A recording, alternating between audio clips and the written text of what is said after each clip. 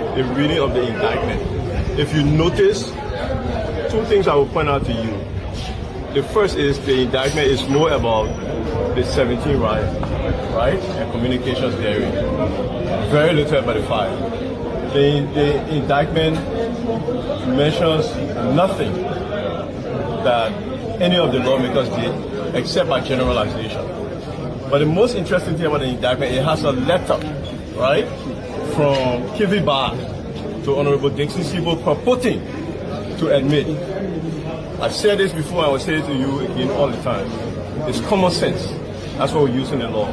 How many of you these days can write that in a text message, you understand? Okay. Councillor Cooper, so from the reading of the indictment and from your account you just gave, it means that you have a strong defense in this matter? No, that means that the prosecution don't have any case because there's no case to make. This is all politics and it will unravel as quickly as they put it together. Are you hopeful in Brazil Victoria? Of course. I mean, where there's no evidence, the only verdict is a not guilty verdict. And I'll be somebody as the voice of from. When it says any rule and you take the challenge, I'm challenging Senator Moy. Let me call your name. I'm telling you, if you build 5 miles of road in Bongani, I will build 20 miles of road.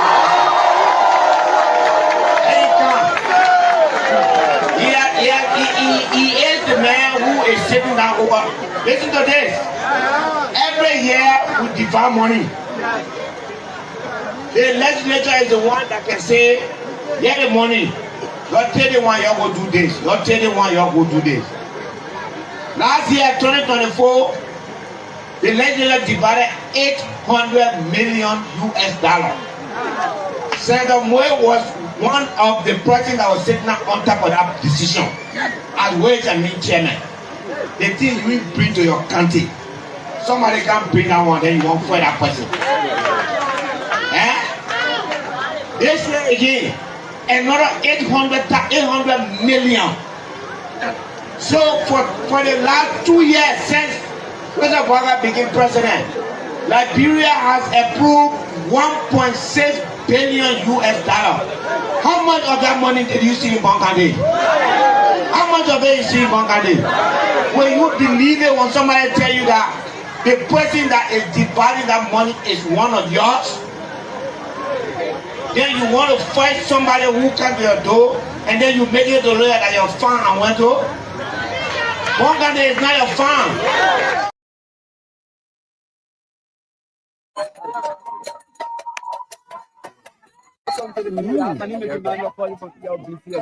Today you did an inspection. What next after today? We realized one day, this is on one way district. You know how that one way, you know what it means to me. And so the initial goal was to build the road. Clearly the bridge, nothing is not passable. So we're going to do the road to the bridge, and then we start there. We'll build this bridge immediately so that vehicle, the machine, everything can pass to continue the road. I mean, recently the government of Liberia, through the Ministry of Public Works, have been behind your back and stopping you from doing some projects across the country. Why this time here in District 9? That nyama thing that in Bonga, they can do it, they can do it. It is Nima country. We want development, nobody can stop us. Nobody even crazy to Remy Leto. I bring in my machine, I place in my bridge for my people and for my brother. Can't stop me.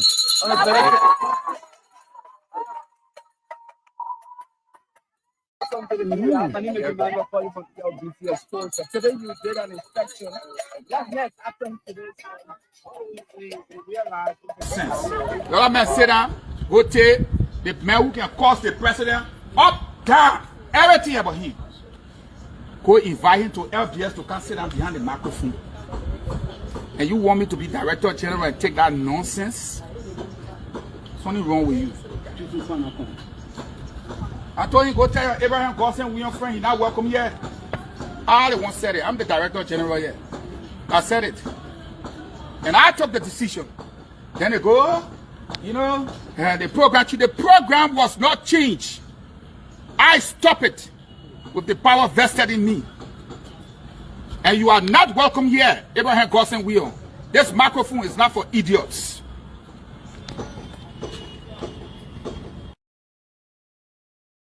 Position and why are you receiving the document? And in whose behalf are you receiving the document? Okay, my name is Siaka Formule. I'm the head of security at the One UN House. I will receive your petition and give it to the designated official for Liberia, which is the head of the United Nations. Okay.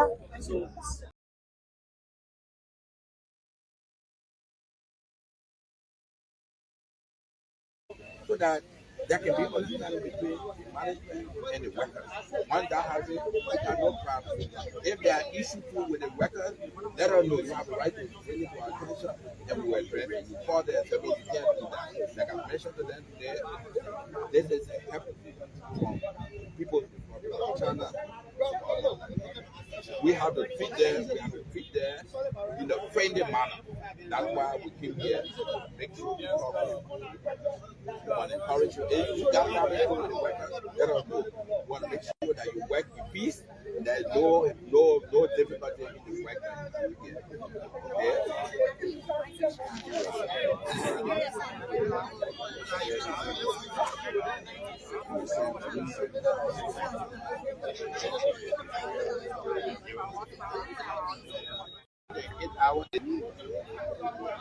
Okay, now if they work Saturday or Sunday and holiday, those are overtime, and the rate for holiday and Sunday are not the same like the ordinary working day.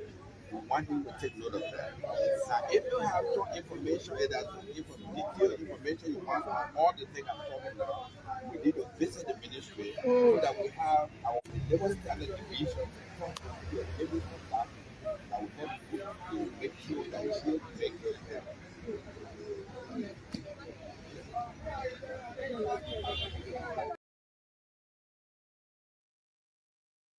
Welcome to the press. Just pleaded not guilty to all of the indictment read. Why so? Why? Because I'm not guilty. But you have to follow, right, the reading of the indictment. If you notice, two things I will point out to you. The first is the indictment is more about the 17 riots, right, and communications theory. Very little about the 5. The indictment mentions nothing that any of the lawmakers did except by generalization. But the most interesting thing about the indictment, it has a letter, right, from Kivi Bar to Honorable Dixie Sibo purporting to admit. I've said this before, I will say it to you again all the time. It's common sense. That's what we use in the law. How many of you these days can write letter in a text message, you understand? Councillor Cooper, so from the reading of the indictment and from your account you just gave, it means that you have a strong defense in this matter. No, that means that the prosecution don't have any case because there's no case to make. This is all politics and it will unravel as quickly as they put it together. Are you hoping for impression of victory? Of course. I mean, when there's no evidence, the only verdict is a not guilty verdict. And that will be said by the police. Serious as the voice of former Speaker Councillor Janet.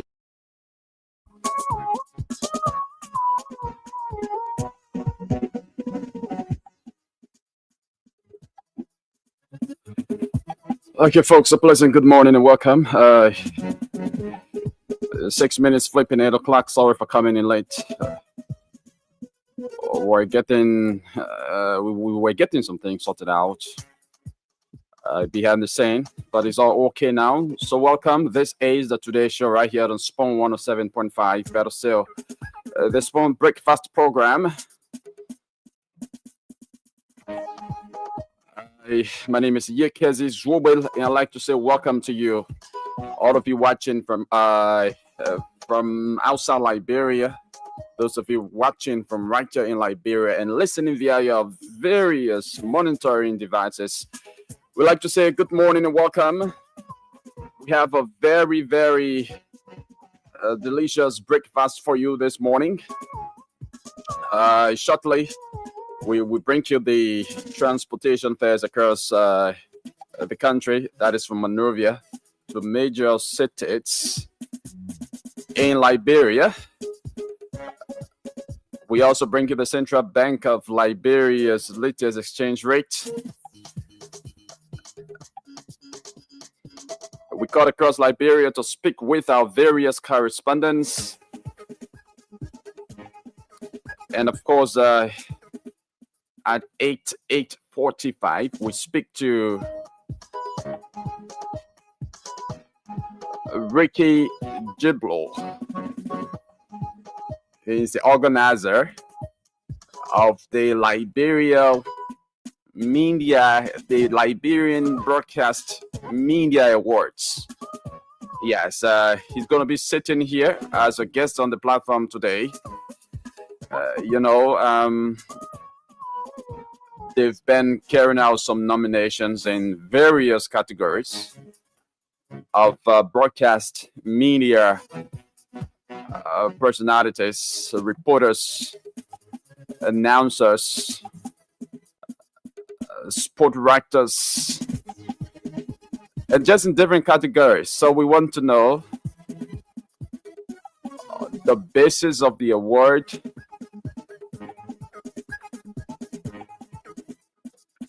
and what qualifies, the nomination of the nominees. We also speak to one of the presidential candidates of RAL, that's the Reporters Association of Liberia. That's coming up at 9 o'clock.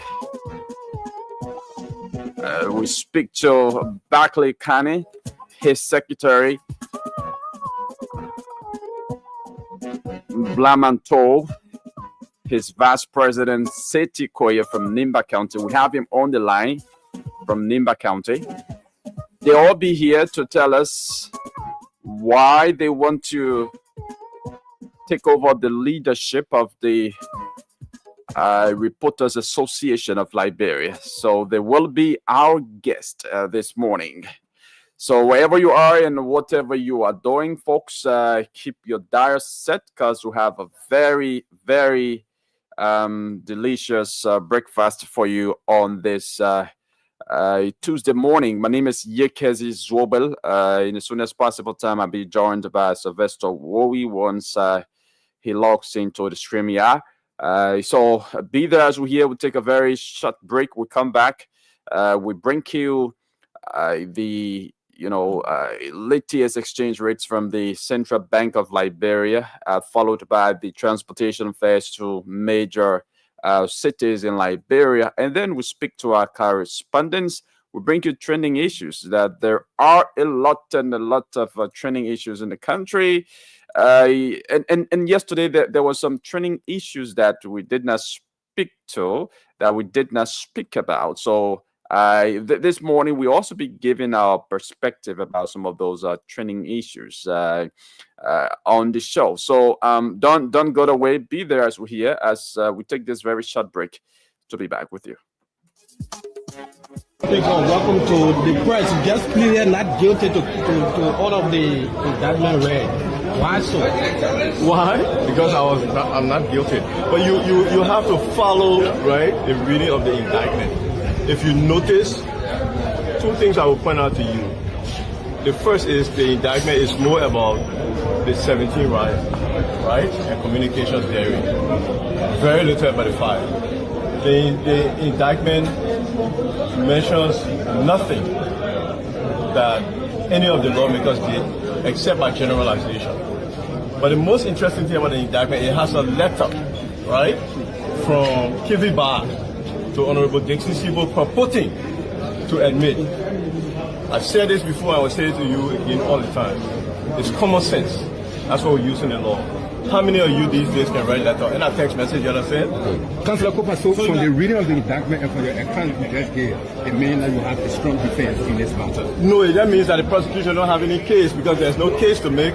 This is all politics and it will unravel as quickly as they put it together. Are you hoping for inversion of Victoria? Of course. I mean, when there's no evidence, the only verdict is a not guilty verdict. And that will be Those are the voice of former Speaker Councillor Janet. A pleasant welcome back, folks. Let's quickly bring you the latest exchange rates from the CBL website on this morning. So, according to the Central Bank of Liberia, these are the latest exchange rates in the country. So, the Central Bank usually does a disclaimer that the rates of these rates are based on daily surveys of the foreign exchange market in Monrovia and selected cities in Liberia. These rates are collected from the central bank, commercial banks, the parallel market, and licensed the forex exchange bureaus. The rates are not set by the Central Bank of Liberia. What are the rates today? According to the central bank, the buying rate is 179 Liberian dollars to $1 USD, and for the selling rate is 181 Liberian dollars to $1 USD. That's according to the Central Bank of Liberia. So that's the latest exchange rates on the market according to the central bank. But you know, if you go out there, this may vary from one location to another location on the black market. And quickly, let's bring you the transportation fares as well to major cities in Liberia, from Monrovia to major cities in Liberia. So these are newly approved Leeward County's transportation fares for 2025, you know, set by the Ministry of Transport in collaboration with the leadership of the Transport Union, the Ministry of Commerce and Industry, that's Ministry of Commerce and Industry, commuters, and the public. Okay, so these are the transportation fares according to the Ministry of Transport. From Monrovia to Bomi County, Todmanburg, 600 Liberian dollars in a taxi. From Monrovia to Ba in Bomi County is $550 in a taxi. From Monrovia to Banga is 900 Liberian dollars in a taxi. From Monrovia to Phoebe Quartiton is 900. The same fare for Batala for Swakoko. And of course, from Monrovia to Bopolu City is 1,400 Liberian dollars. That is if you board in a taxi. From Monrovia to Buchanan, from Monrovia to, yes, it's Buchanan, it's 900 Liberian dollars. That is if you board in a taxi. From Monrovia to Robertsport is 1,250 Liberian dollars.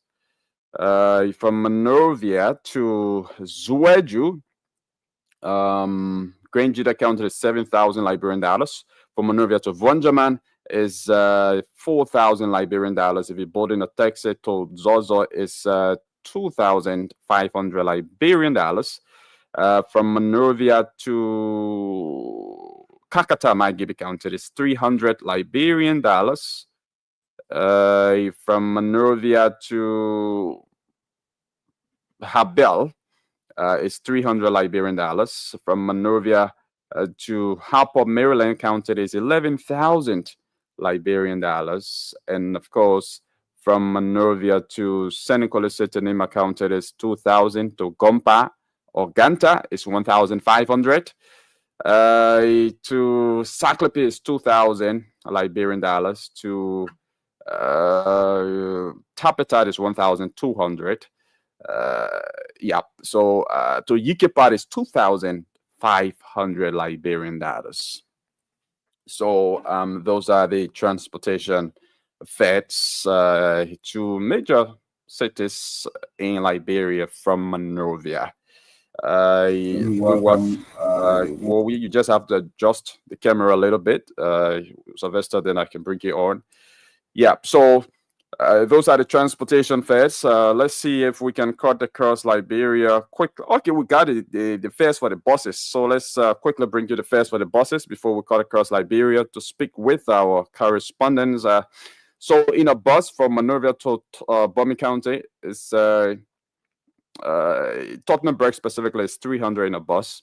To Banga is 600. To Bapulu, Bopuru specifically is 1,000 in a bus. To Robertsport is 700. To Zueju is 4,000. 4,500. To Vonjaman is 2,000. To Kakatat is just 150 Liberian dollars. To Harper is 7,500. To Senegal in Nimba County is 1,200, and to Gumpa is 900 Liberian dollars. So yes, those are the transportation fares. Sylvester, welcome to the show. Let me say good morning to you, and good morning to our many listeners. Okay, that's good having you on. How was the night? Grateful, as usual. Thank God for life. Okay. So let's see if we can cut across Liberia now to speak with our correspondents, beginning with Nimba County, where Victor Cooper is our correspondent. In Nimba County, we understand that unfortunately the paramount chief of Lao Chiefdom, Mr. Owi, please mute yourself. Yes, the paramount chief of Lao Chiefdom, we understand is dead. Yeah, I just did that. Okay. Yeah, so the paramount chief of Lao Chiefdom District number 8 is dead, unfortunately. And the students of the PURJ Polytechnic University have threatened to disrupt the November 8th Memorial Feast. November 8th. That's what I'm saying here from our correspondent. So I think he meant to say 28th. Yeah, sorry, November 28th. That should be November 28th. That is it. Okay. Yeah. So the students of the Polytechnic have threatened to disrupt that occasion in Nimba County. Yeah. So we speak to Victor. We're trying to place a call to him here now. Let's see, Victor Cooper. Yeah, let's see if we can get Victor Cooper on the line this morning to give us details to these developments in Nimba County. The Today Show, don't forget the Spoon 107.5 Mega Daily Cash Splash or the radio game is on. So all you've got to do is to dial the playing code. It's star 799 star 3 hash, star 799 star 3 hash. Once you dial that code, it takes you to the payment of the playing fee, and the playing fee is just 50 cents US or 50 Liberian dollars. So once you dial the code, it takes you to the payment of the playing fee. You pay the playing fee, enter your mobile money PIN, and you get into the draw, and you stand a chance to win for yourselves up to 15,000 this morning. We additional 5,000, 10,000, and 15,000 Liberian dollars this morning. So all you need to do, dial the code and be a part of the draw. We also have material prizes that will be accompanying the cash prizes. So once you win any of our cash prizes, of course, you'll be walking away with a bag of rice. We have a bottle of oil here for you. So again, play and stand a chance to win. The only requirement is you must have a valid non-StarCell GSM SIM card that is registered. A valid non-StarCell GSM SIM card that has mobile money. That's have money. That is, you must have money deposited on your mobile money account. But now we have Victor Cooper on the line. Victor, good morning and welcome. So a pleasant good morning. You can say good morning to you this morning, and good morning to the Spoon family. It is my pleasure being on the Spoon Show this early Tuesday morning. Okay, it's always good having you on from Nimba County. Let's get to know what's happening there in Nimba County. We understand that the paramount chief of Lao Chiefdom District Number 8 is dead. Tell us more about that. What led to his death? How old was he? And other details relative to his death. So, you can see it is a breaking news still developing, more especially regarding to the cause of his death. We're still investigating that. But in one of the long-term serving paramount chief of district number 8, I'm told he served the Salif administration, coming to George Weah administration, even at the current President Joseph Yuma Boakai administration. So, report we got from the commissioner that indicated that he was around 78 years old. So, though he had been sick and he been down in recent time, there were too many SOS calls around the place on the radio where people were seeking support for him to take him to other health center in the country. Unfortunately, last evening we received a death news in the county. So, district number 8, Lao Chiefdom is now vacant in terms of the paramount chief position. Wow. Okay. Condolences to the citizens and residents of District Number 8, Nimba County, the Lao Chiefdom there. So now he's dead. Do you want to give us some impact, some significant impact that he made in that district? As you said, he was one of the longest serving paramount chiefs in Nimba County. No, you can see I will not be exact in giving you his impact. I believe he have a very good impact because for the people of that chiefdom to have kept him for this level of time, in my mind, he played his part in that chiefdom. Okay. But then I'm not residing there to tell you his impact and what's the human relationship. do you have to reside there? No, I was not residing there. I am on district number 4, so you were not residing there, but you gave your death news. Okay, Victor, let's transition to another issue that has to do with the PYJ Polytechnic students. They've threatened, to disrupt the memorial of the late Senator Prince Yomi Johnson on November 28th. Tell us more about that. Why have they threatened to disrupt the feast of the senator? This discussion, it is the most talked about now in Nimba County since yesterday afternoon. Many thanks to you for also during the publish of the newspapers on the page. Since yesterday afternoon up to present on various radio stations in the county, it is the talk of the town. Everyone is discussing it everywhere on the radio. So it is just about a call to national government, a call to the county administration to seek the need of the students. You can see it will shock you to know that the students themselves they are aggrieved, they are expressing too many disappointment after getting to the that there will be 1.5 million used for the senator fees, and they are not using it to open the senator polytechnic in the county. No speculation going around is also getting the student more aggravated, and they want to take protest. So speaking in the interview yesterday with Brother B, who is the official spokesperson for the student community, said the protest will start around the 24th of this month. So the 24th, they will stage a peaceful protest calling on the government, calling on the county administration, calling on the authorities of the county as well to seek their attention on what is unfolded, because what they need for the school now is their document. What they need exactly now for the school is their document. They want to transfer to another institution of higher learning, but it is difficult because there is no one giving them their document, mostly the transfer document. It's very difficult for them. Since almost 1 year now, the school been closed, since the table of the school have been closed. So they've been making numerous calls to the county administration, the wife of the senator, and there have been no response. So according to them yesterday, their protest will start in Ghana. they're going to stage a protest at our resident here in Uganda. If there is no result, they will move to Monrovia. And every time they will be spending in Monrovia, they will be staging the protest. Being there, and it will be very disruptive, and they will not slow down on this one. According to them, the protest will be very chaotic on this one.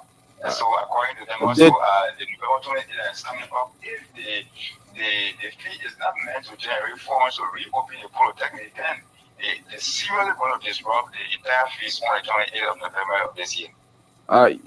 Did you say they threatened to protest at the residence of the widow of the senator? Yes, Yomi and his team said it will begin here in Uganda. Our resident here, as far as she is not here, they want to show the surety that indeed their protest will begin at our resident here in Uganda. If there is no response or no result, they will be moving to Monrovia at Duporo over there, where they will even spend the entire time in Monrovia there, and the time they're going to be there for, she will take the entire responsibility. They are feeding, they are lodging, she will be responsible, or she will be with different rents, as they said. Yeah, I want you to say that you said they're coming to Monrovia to protest, and they are demanding that the widow of the senator will be responsible for their accommodation, for their feeding and everything, their transportation. If she cannot respond to their request from yesterday up to the 24th of this month, she must be expecting them in Monrovia, and she will be responsible for their time being there. Every activity requiring them will be laid on the shoulder of the senator. I see them sleeping also. Okay, but what has the family of the senator said about this? The local authority there in Nimba, how has the local authority responded to this threat coming from the student community? Because in this country, Nimba, it's always disappointing and frustrating that usually when a student community raises those concerns, the local leaders in the county, more especially traditional leaders, who some of them were appointed by the late senator, even some of them who are in high position in government, were even appointed or recommended by the senator, they will not say anything at all until maybe they see the different trends. Because since yesterday, we have been listening to leaders in the county, we have been listening to leaders in the county to say something, but everyone is just pointing finger at the senator, Koga, Senator Nyatu, and past president, and the superintendent. These are not only the leaders of the county. All the local people are also leaders of the county as well. So some of them might be saying something in regards to those things, but we will not wait and see the situation or see demonstration before people start coming in. But for now, they haven't seen anything with regard to what those people are saying. Okay. Including the vice president, including the senator Samuel Koga, they've all kept mute and made the threat from the students. We haven't heard anything from them yet, up to now. We are yet to get information or update or response from them with regard to that request. Okay, but earlier on, you did report here that the feast of the late Senator Prince Yomi Johnson has been postponed indefinitely, but now we are hearing that they did remain the same. Yes, you are quite correct. In recent time, we listened to Deba Johnson, who is one of the daughters of the late senator, on the Voice of Gomba early morning show. Even though we're not opportune to question ourselves, but our guys there were able to do that interview for what she said. The family are already in a long meeting with the past president of the county authority that which of the is was 10, it's no longer postponed, so the postponement has been cancelled, so the numerator it was 10. But it's still confusing when we're listening to Ahmed Johnson coming from Ghana, saying that the process will still be postponed. People in Nigeria are still living in total dilemma when the senator fees are coming out. But I believe with the statement coming from David Johnson, in strong support of the country authority, including the past president, in my mind, it's going to stand for the celebration. Okay. Yeah. So now,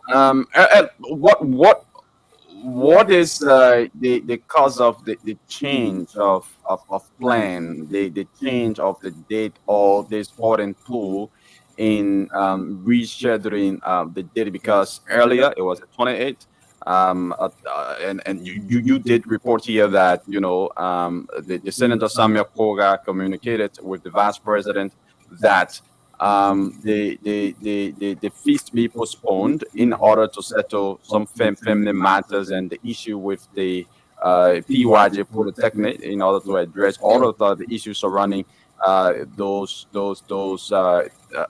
matters before the feast can be held. So what brought them back to the 28th? So according to the information on David Johnson, the issue of the PYJ Polytechnic being reopened and resolved.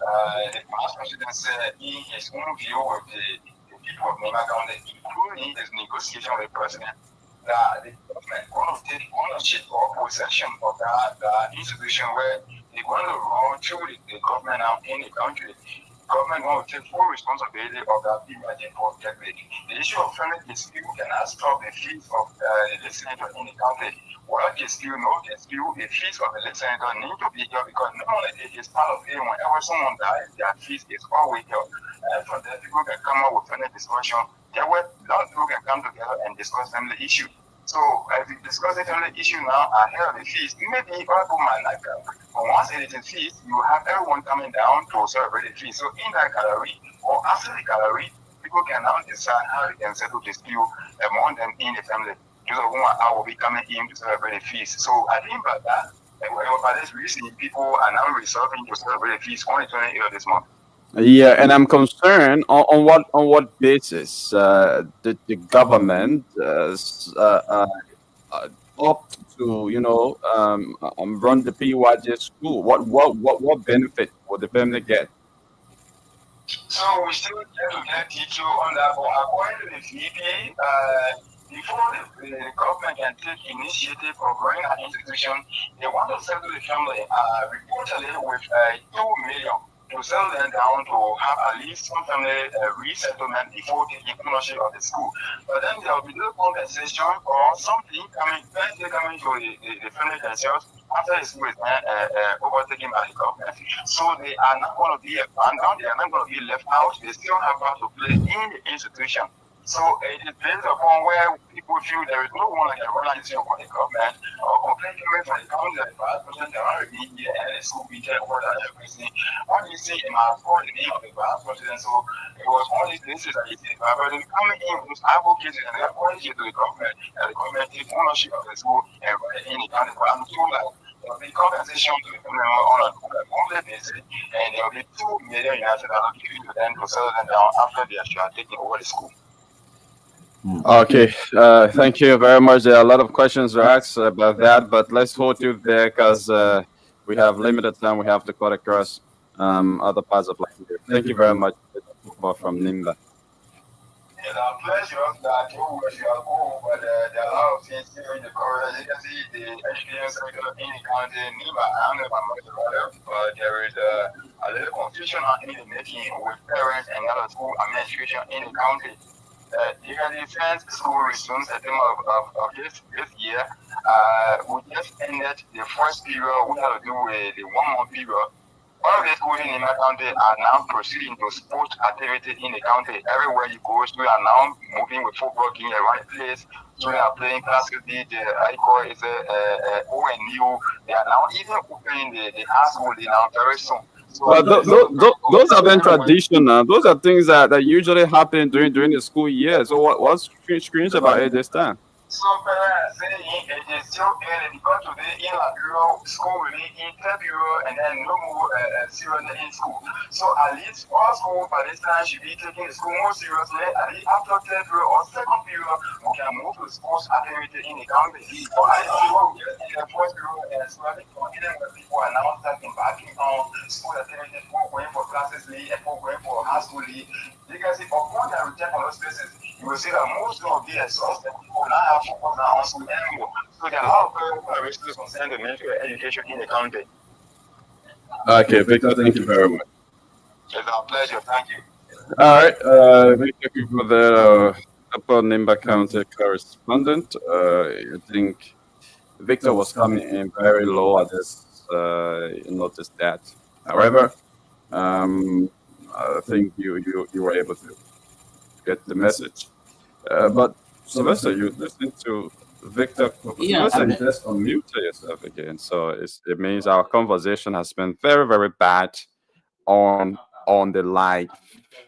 Yeah, I just muted you. Yeah, the conversation has been very, very terrible. Yeah, but yeah, go ahead. Concern from veteran, sporting activities in schools. Yes, the parents concern me are genuine to some extent because we know by March, April, especially for the 12th graders, once they are preparing for the works, 12th graders or academic years normally come to an end. So if but they will take this period now to be engaged in sporting activities, the learning process for the 12th grader in particular may not be completed by the time we approach March or April when they are getting ready for the WAS exam. So, good call for the administrators of schools in the counties to focus more on the academic for now instead of the sporting activities. For most rather, I've now seen more school engaged into sporting activity. Yes, we do see it once a while in the communities, especially for ONU. That's a normal tradition in this country, the ONU. And then the class league normally starts when the students are in their third period at most time, or in fact after the first semester in all of schools. But the PYJ school, I think the family of the senators need to speak to this because Okay, Sylvester, that's what you told you there, because we have our Grand Bassa County correspondent King Brown on the line this morning to fill us in with developments from Buchanan, Grand Bassa County. King, good morning and welcome. Yeah, thank you, Yagashi. Thank you so much for connecting with me. It's been a long time. I have not reported. I'm so glad to be on the show this morning. Okay. Grand Bassa, thanks so much. All right, it's good to have you on. How is Buchanan, Grand Bassa County? Well, Buchanan is cool this morning. We are experiencing a very good weather condition here this morning. Unlike yesterday, the weather condition here was not too good. It was, raining. And that put fear in more people, especially those who wash their clothes. All the time, we try to remove it from the line. But this morning, we are experiencing a very good sunshine here in Buchanan City. And this morning, students and others are on their way to their different places. Okay. So now tell us what's unfolding there. What are some of the newsworthy developments in Bassa County? Well, some of the newsworthy developments here in Grand Bassa County, it has to do with the Grand Bassa University, faculty and staff, including administration at the Grand Bassa University here in Buchanan. I called on the national government and the legislature to ensure that they can increase the budget of the university. Many of them who we spoke with, the likes of Solomon Abakoli, who is the dean of students at the university, they have said that the amount appropriated in the draft national budget for the Grand Bassa University is not enough to operate the institution for a year. So in the draft budget, the Grand Bassa University there, they said that a little over 800,000 has been placed in the budget for the Grand Bassa University. Why? There are colleges in Liberia that have a good amount in the budget for their institution. They mentioned like the Bomi Community College. They say Bomi Community College has about $1.2 million. Lufa has about $2 million. Nima has about 1.5, and other universities and colleges in Liberia. But they said that for Grand Bassa University, the university has 800,700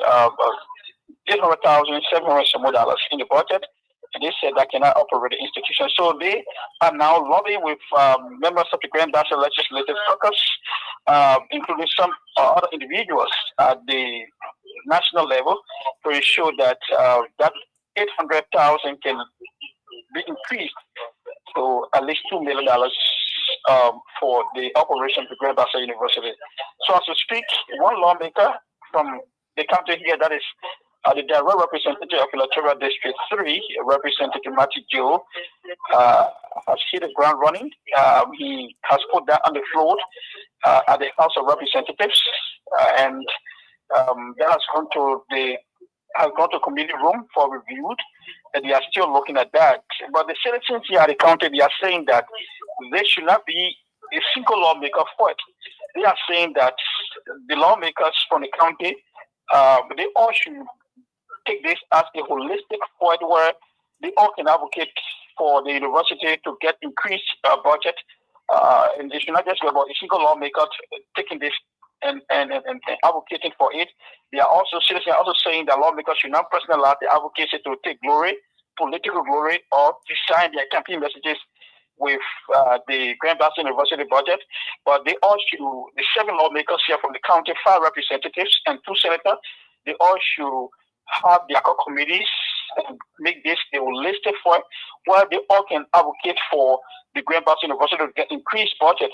So that has been one of the talk of the town here on different community radios. Okay. Citizens have been expressing their views about the low amount that has been placed in the budget for the Grand Bassa University. Yakasi, in that budget, the Grand Bassa University just last year they reported that it was 1,500 students that enrolled at the institution just last semester, rather, and another brand new semester has begun. They are also giving interest to new students at the institution. So one of the major problems, even at the institution, there are 6 departments currently that are offering bachelor degrees, and other departments have not gone up to bachelor degree level yet. And these are some of the challenges. Administrators said that when the budget gets increased, they said they want to make sure that they can have other departments running up to bachelor degree level, at which time they will have some qualified teachers who will come at least from a rural and other places that they can pay and come and provide their time and services to teach those students. Okay. Sylvester, you got any question for King? No, King is on the ground. He telling you exactly what's unfolding. I'm looking at the disparity between Lofa and Grand Bassa, for instance, where Lofa is receiving 2 million while Grand Bassa is getting 800,000. The disparity, I think, is very wide. Okay, King, any other thing you want to fill us in with before leaving? Well, so far so good. The only development here is the Bassa Women Development Association, in Buchanan, have launched women empowerment program for Bassa women.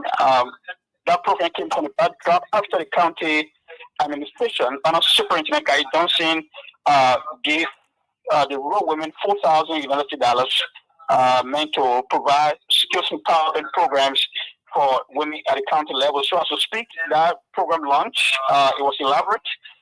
We saw people from Aslam Metal concession area were there. Aslam Metal top management were there. We saw the county administration, some women advocacies. They all were part of it. Some civil society organizations. And so at the program, the rural women were encouraged that if they properly use the $4,000 that was given to them from the county social development fund, then every year the county will make sure that they can appropriate some money that will help them to continue to maintain that skill empowerment program. So that happened here in the county, and many of the women they appreciated the county administration and that of the national government, or at least first of count to a lot $4,000 US to rural women for they to have their own skills empowerment program and encourage administration to continue on such a path. Thank you. Thank you, King Brown. Thank you so much. It's been a wonderful time having you on. King Brown is our correspondent there in Grand Bassa County. You are listening to the Today Show. We are still expecting our first guest, Ricky Jebel. the organizer of the Liberian Media Broadcast Awards. He should be our first guest here at about this time. We expect him to be here, but let's you know, give him the benefit of the doubt. Probably traffic congestion and what have you is kind of stalling his being on time. But whatever the case is, we hope to have him here in the soonest possible time. The Today Show will take a very short break. We come back. We discuss other trending issues. Okay, I'm being told that Ricky Jebo is here. So let's take this break. We'll come back. We usher him in.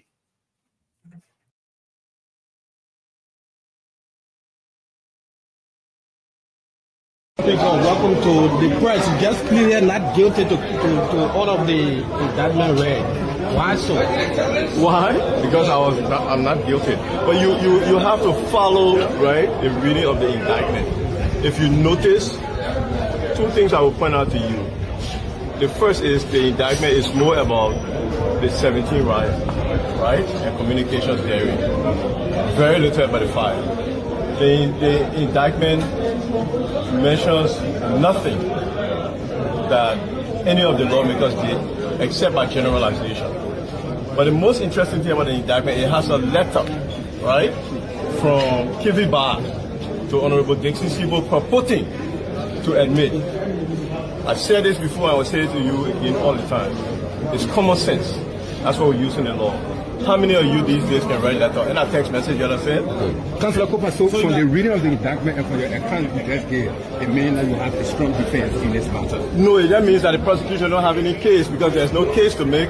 This is all politics and it will unravel as quickly as they put it together. Are you hopeful for investing at Victoria? Of course. I mean, when there's no evidence, the only verdict is a not guilty verdict. And that will be said by the jury. Let me say this. There's an allegation my brother said the first guy rapping on the head, Eddie. And I said this in regard to the presidency. This is a president I have in 1945 BSc as his only credential. So it's not surprising to have a displaced police director. Okay, that's the reason it's considered that this is the first time I told you the story that the police director, while I was sitting there, have been killed by criminals. People have been hijacked. But Brendan Congo is on TikTok from morning to night. I mean, punishing a face and you have become a female police RG and the children calling around town. So it is embarrassing. I mean, and I think all well-meaning liberation. When it says and you take the challenge, I'm challenging Senator Moe. Let me call his name. I'm telling you, if you build 5 miles of road in Bongani, I will build 20 miles of road.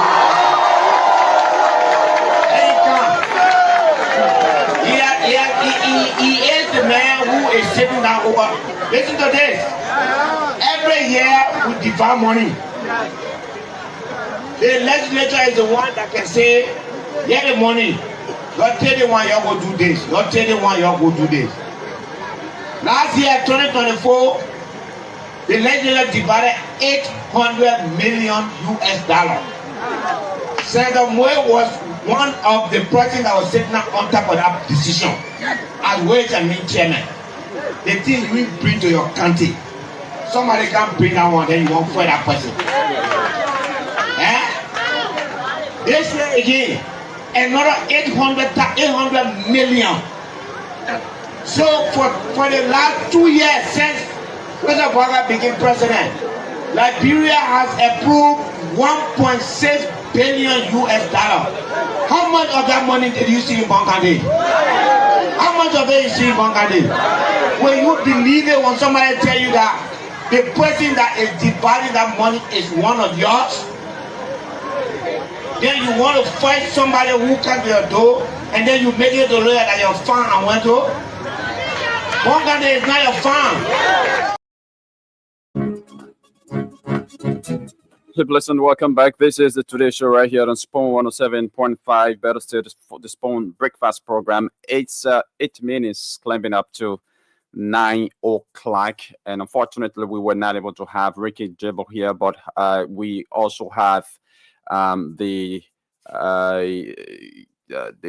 team from the Reporters Association. As you may know, the Reporters Association is expected to go for election, even though the electoral process has been put on hold.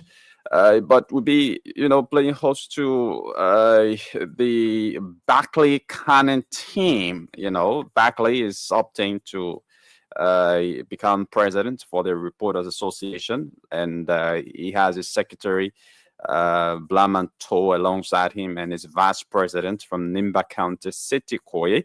We hope to have him on the line here this morning to tell us, their intent. Why do they hope or aim to become, to take over the leadership of the Reporters Association of Liberia? That is coming up at 9 o'clock. But in the meantime, take a listen to this and we give our opinion. Sense. The other man sit down, go take the man who can cost the president up, down, everything about him. Go invite him to LBS to come sit down behind the microphone. And you want me to be director general and take that nonsense? Something wrong with you. I told him, go tell Abraham Gosson, we your friend, he's not welcome here. I the one said it. I'm the director general here. I said it. And I took the decision. Then they go, the program was not changed. I stop it with the power vested in me. And you are not welcome here, Abraham Gosson Will. This microphone is not for idiots.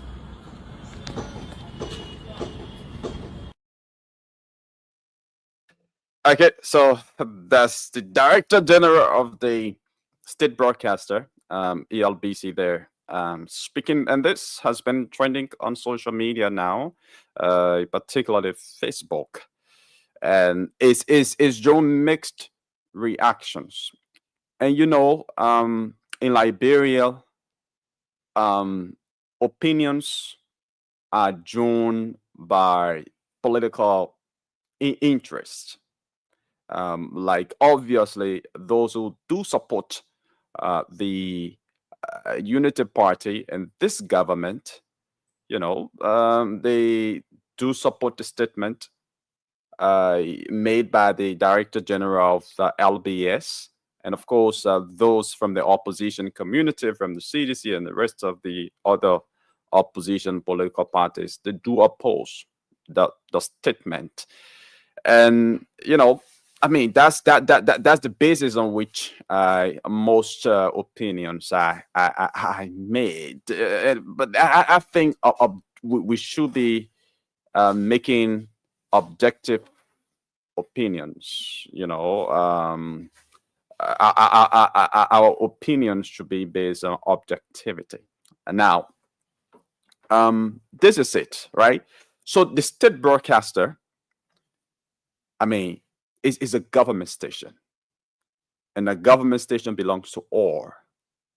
It belongs to the opposition, it belongs to the imposition, the ruling position, and whatever position you do occupy, the state broadcaster is for you. Okay, so nobody, for whatever reason, should be banned or should be stopped from appearing on the state broadcaster. Another thing here is not because the state broadcaster is for anybody, and so anybody can go there to say anything or to do anything. All right? Like the radio, normally is not a place to go to be insult. And that is why if you listen to this show, some of us, we don't play certain excerpts. Certain politicians, we don't play excerpts from them, especially so if those excerpts or if those sound bites, contain insults. We don't play them on our radio. Why? Because different people, different kind of people are listening to the radio. You got children listening to the radio. You got adults, responsible adults. You got well-learned individuals, even that in individuals, they all listening to the radio.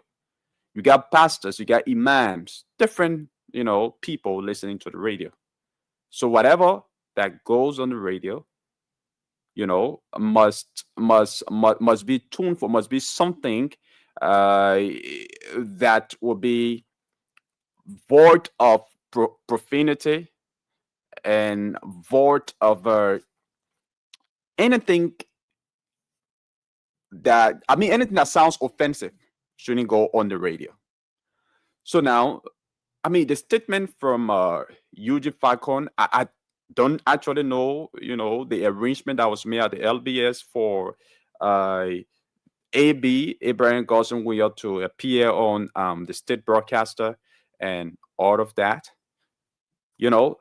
but if I were the Director General at LBS, maybe the former manner in which he said it was too harsh, and he tried to personify, the entity and all of that. Number one, what's the aim, the intent of Abraham Gosden Weir appearing on the radio? What's the intent? Is he going there to spew invectives against the government of the day, to use profanity against the government of the day and all of that? What is the intent? And I think the Director General was carried away by AB usual criticisms of the government and using some very, in fact, insulting, because I've listened to several clips on social media from AB, and the former manner in which he addresses the president and all of that is insulting. And of course, you don't want to allow such on the state broadcaster. Every radio station got their own policy. Okay, and ethically, according to journalistic standards, shouldn't be airing insults. Shouldn't be solicit folks going on the radio to insult. But if the intent of Abraham Gosden Weir to appear on the state broadcaster, if the intent was to discuss, a certain issue, well, it's something that I think the LBS director went too far. And even having a live, on a live podcast, and there were a lot of things that Eugene Falcon said on that live podcast. Some I don't think were statements that a Director General, a government official, should be making. Because as he's a leader, a government official, you should serve as a role model. Whatever you see on Facebook, there are teenagers on Facebook. There are young people on the Facebook who see you, who have the high level of respect for you, who hold you in that high esteem. So if you go on social media addressing national issues and using invective, you yourself insulting, the same insult that you are bearing, that you are stopping another person from coming on the radio for, you're doing the same thing, even though not on the radio but on social media, which has a very, very wide coverage, especially Facebook, that is common among young people, adults, and Liberians. So I think the state broadcaster should be for all. It should be for all. The only thing that should not be tolerated is insults. I mean, those things that are outside the standards or the ethical standards of journalism shouldn't be allowed. Those things shouldn't be allowed.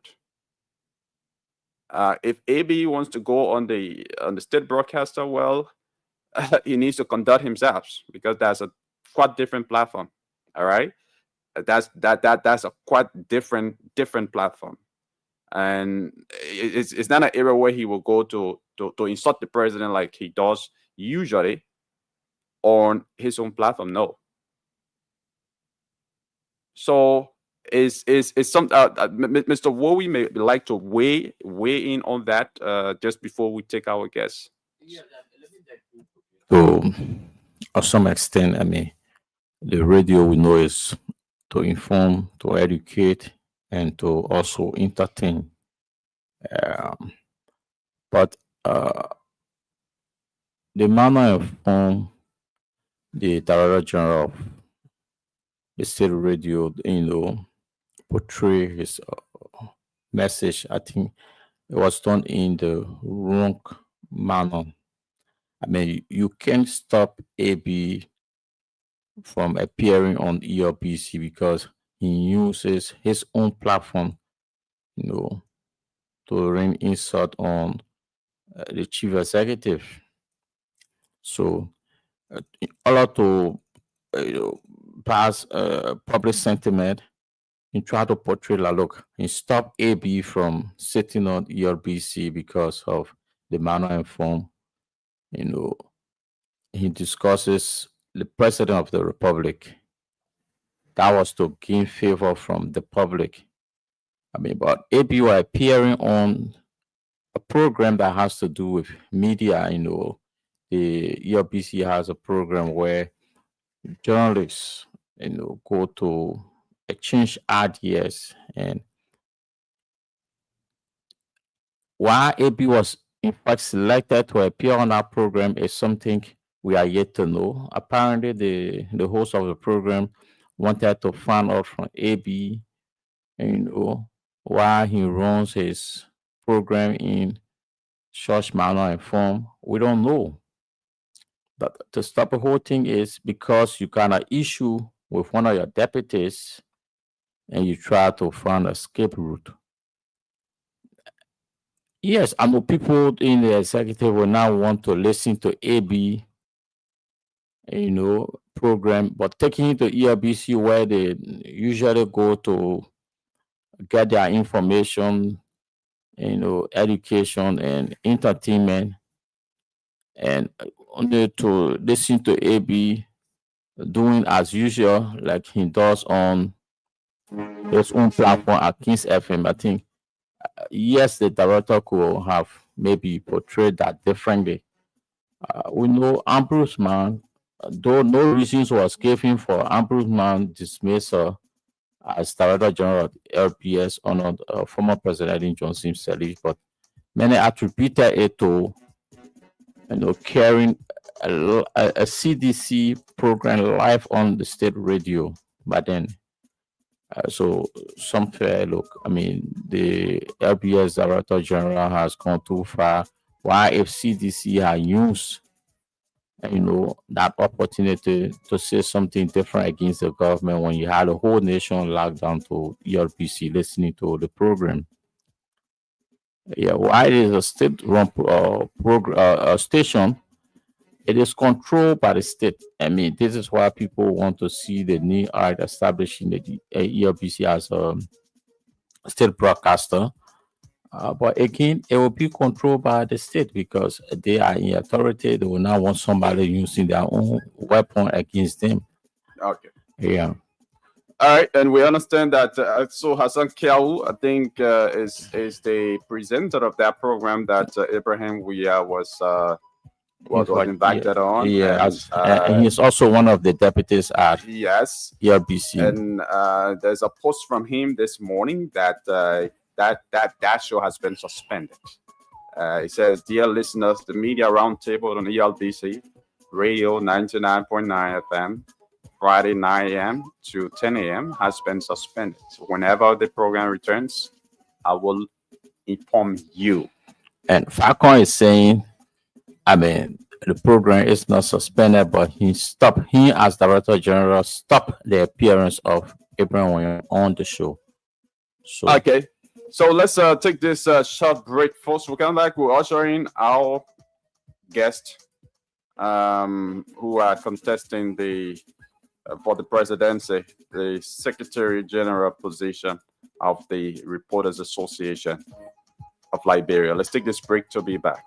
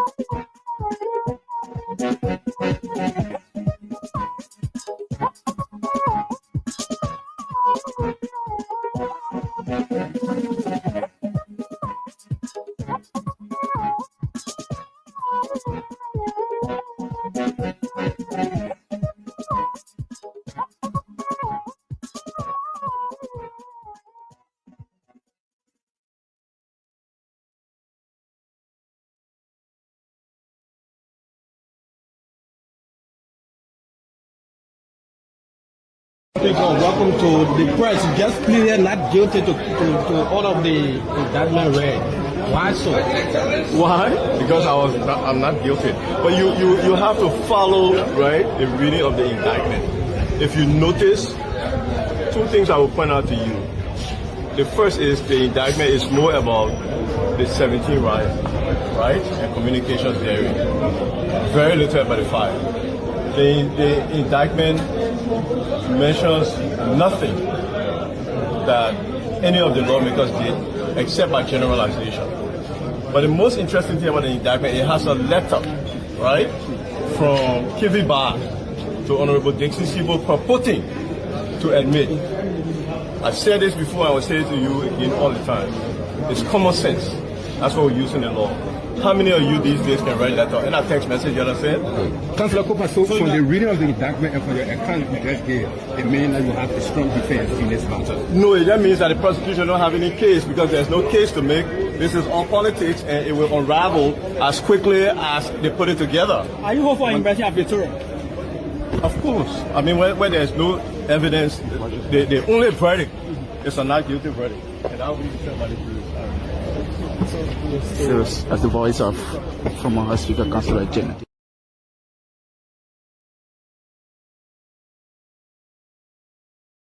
When it says and you take the challenge, I'm challenging Senator Moy. Let me call your name. I'm telling you, if you build 5 miles of road in Bongani, I will build 20 miles of road.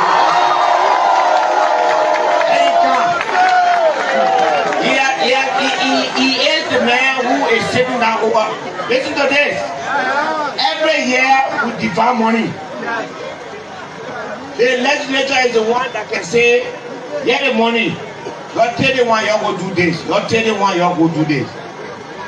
Last year, 2024, The legislature divided 800 million US. Senator Moe was one of the presidents that was sitting on top of that decision as Ways and Means chairman. The thing you bring to your country, somebody can bring that one, then you won't fight that person. This year again, another 800 million. So for the last 2 years since President Boaga became president, Liberia has approved 1.6 billion US dollar. How much of that money did you see in Bangladesh? How much of it you see in Bangladesh? When you believe it, when somebody tell you that the person that is dividing that money is one of yours, then you want to fight somebody who comes to your door, and then you make it a lawyer that your farm and went to. Bangladesh is not your farm.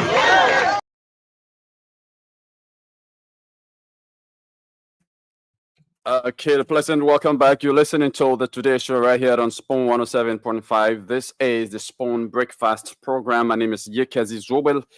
And of course, I'm here with Sylvester Wowie. So, like we told you, at about this time, we'll be playing host to Tim Backley. Tim Backley is contesting for the leadership of the RAL, that's the Reporters Association of Liberia. So they are right here with us in studio. We have Backley himself and his campaign chair. General guys, welcome to Spoon Studio. Thank you, Yagezi. Thank you for having us in studio. Okay, it's good to have you. So you just want to do a little adjustment to get you in the camera. Okay. I think that is much better. Yes. Yeah. The microphone is loud. Is loud. Yes, I just thought to bring it down a little bit. So. Yeah. Okay. Yeah. Thank you, Yagesi. It's good to be here. All right. How is Tim Backley? Well, Tim Backley is okay. We're fine. We are spirited and waiting the outcome of the PEO investigation to go for the election. Okay. Firstly, let's hear from Backley himself, who's contesting for the presidency of the RAL. Can you profile yourself for the listeners? Well, Backley currently is a Liberian journalist and currently work at Prime FM and as well write for the independent newspaper. Spent approximately 10 years or more practicing as a journalist. And currently I'm a student at the University of Liberia. Okay, a student of the University of Liberia.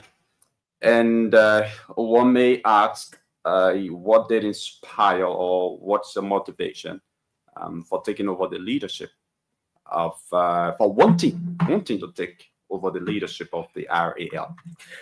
Well, thank you, Yekesi. Thank you very much. Well, I mean, we are moved, we are inspired by too many reasons to take over the leadership of the Reporters Association of Liberia, ranging from the inhumane treatment of reporters across the country are not treated in a more dignified manner, and there are several other reasons why we want to. We like what we're contesting on is that we want, as you may be aware, Yekezi, the PEL and the Reporters Association of Liberia or other auxiliaries of the PEL, there are more of advocacy, how you call it, civil society organizations, in the form of civil society. They are there to advocate for the welfare and well-being of journalists or reporters across the country. So like the PEL that is responsible for journalists, the RAL too as well is responsible for reporters. But what have we been doing over the years in terms of advocating for reporters in ensuring that, the issue of the collective bargaining agreement for reporters, how are media institutions across the country trying to respect this entire decent work act, this decent work bill that that was passed by the legislature to ensure that reporters in this country, make not less than $150. I was in that bill passed by the legislature, and we continue to talk to our colleagues. Like the last time we're in Nimba County, we're in Bonk. Our team were in Nimba, Bonk, Mike Gibby, and this is a glaring fact that approximately 80% of media institutions, especially the broadcast media, the radio stations, are owned by politicians, and some of these politicians, they are at the legislature. They passed this particular bill. They are cognizant of the bill. But look at some of the radio stations that they operate.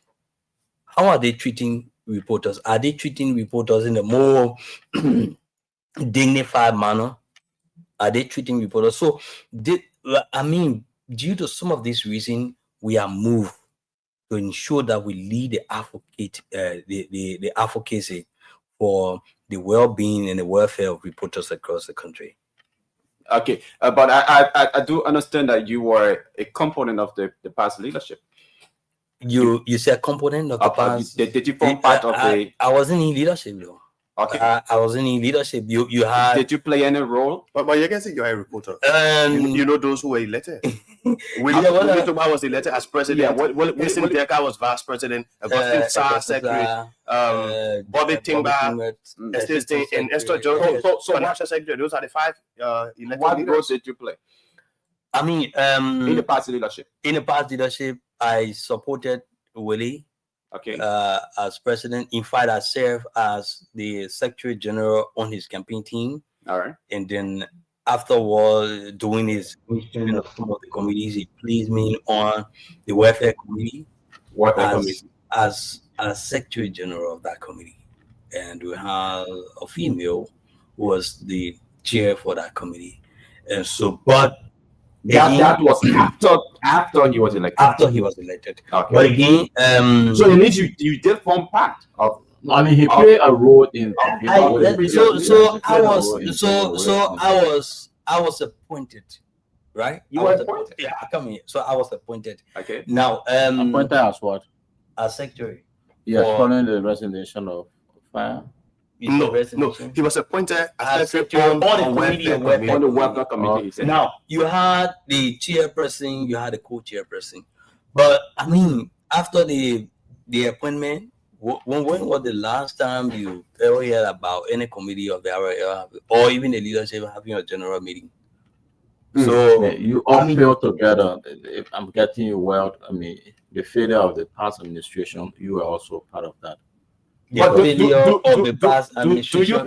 How can you align me to the failure of the past? Because I know, for instance, if President Bouaka should appoint a director general to form part of his government, if the Bouaka government fail, he is also part of the failure.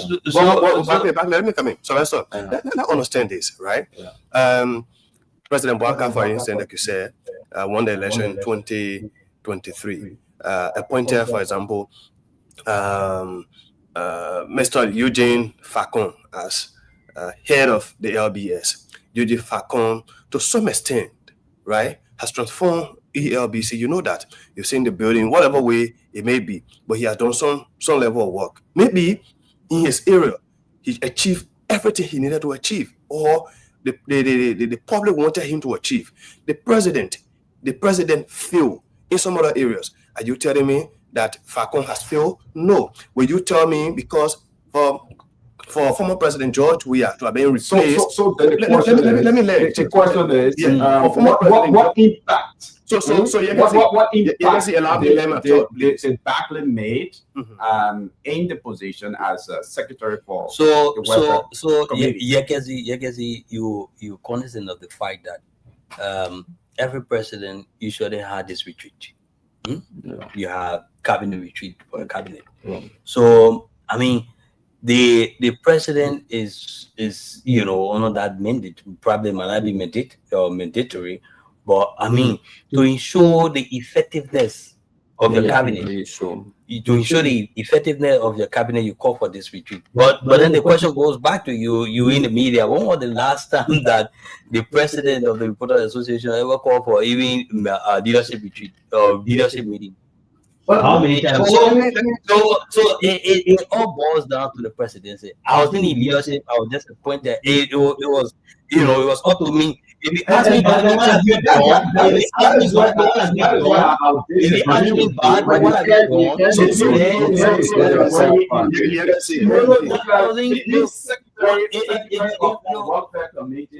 That wasn't leadership. No, that wasn't leadership. No, the leadership of the RIL are those who are elected.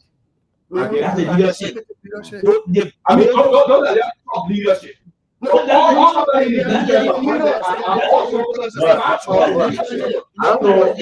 don't want to twist this thing. The ministers were not elected by the electoral people.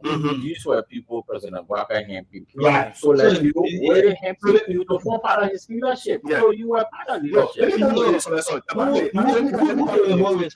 Common scenario, right? Yes. Today, former President George Weah was replaced by President Bouaka today. Yeah. And many Liberians believe that he failed. Yeah. Many Liberians hold the belief that former President George Weah failed.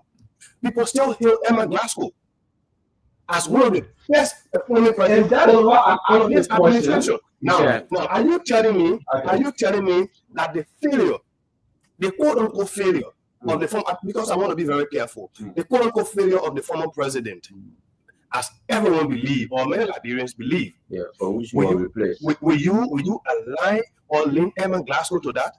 And that is why I'm asking the question.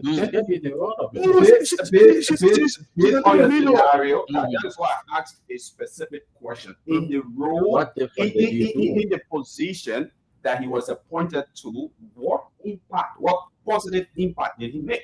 Yeah, so I don't want us to be backing because it will take us the entire time or the entire day. Just to say the positive impact you made in the specific role you were appointed to? So, I mean, we were elected, we were appointed to that particular position as Secretary General. Like I said, there was not a day or meeting was called, and not a dime or a cent was ever given for the operation of the welfare committee. So I mean, there are just too many things we can talk about. But I mean, now we don't want to play so many emphasis on the leadership. The leadership has already expired. The leadership has already No. I mean, I don't know how you on what basis you're thinking that way. I mean, I agree with you because this is how you. But do you believe in leadership? Of course, yes. Of course, yes, and this is something I have said in private with him and in public, and I have said consistently that expectation. I do not distance myself. I just planning to. You ask me what it was up to me to say no. I didn't go part of the leadership. You didn't put on my throat. I mean, but I was sincere enough. I said yes. In fact, I played a major role in his campaign team. And after war, there are a couple of reporters who are now supporting our team, who are appointed to some of these positions too as well. So we are responsible. Even people on the other side or the other side are appointed to various positions. I don't know if I'm qualified to go doing the Reporter Association election, but if I'm qualified to vote, one of the things I would take into consideration is those contesting for leadership. What happened in their role in the Reporter Association? Right. This is where my first for you would draw from the past leadership. This man led, you were part of the campaign that brought the past leadership.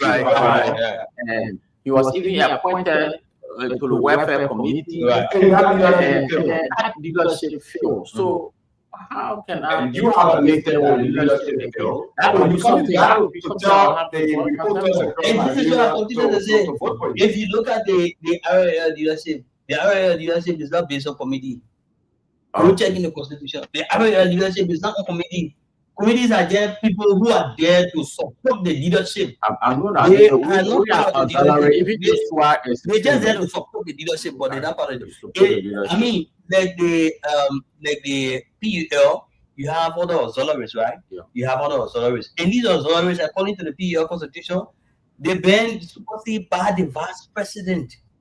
The vice president control all of these. You know, they under the direct mandate of the vice president of the president of Liberia. How many times? I don't know you in the PUL. How many committees have you listened to being more effective? Everything is around the PUL leadership. The most active committee will be the most set up to.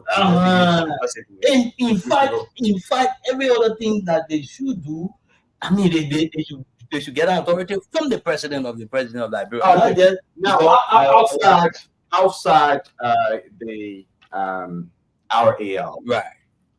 What has been your role in the media landscape of Liberia? What impact, have you made as a reporter now coming up to seek the vote of the people of the reporters across the country? What is that significant impact that you've made so far, or which you think the reporters across the country must entrust you with their votes? Right. Now we're coming to the main issue. So, because internet line, our police have been looking for ways to just allow me to the past. I mean, but on a very serious note, Willie administration, in fact, the entire administration, we ask every one of them, even those who are elected, they are aware that they fail. And so, being a friend or being someone who supported him, to some extent, yes, you share that failure, because let's look at our conscience, let's look at our feelings individually. I'm a friend to Yegensi, I supported him for a particular thing. He feel automatically I feel because I brought him. And I guess you even for that for again, he participated in our election. Again, bringing you admit because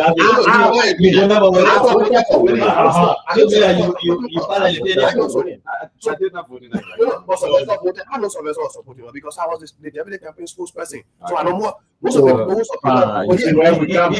no, here's the thing, right? No, let be fair. As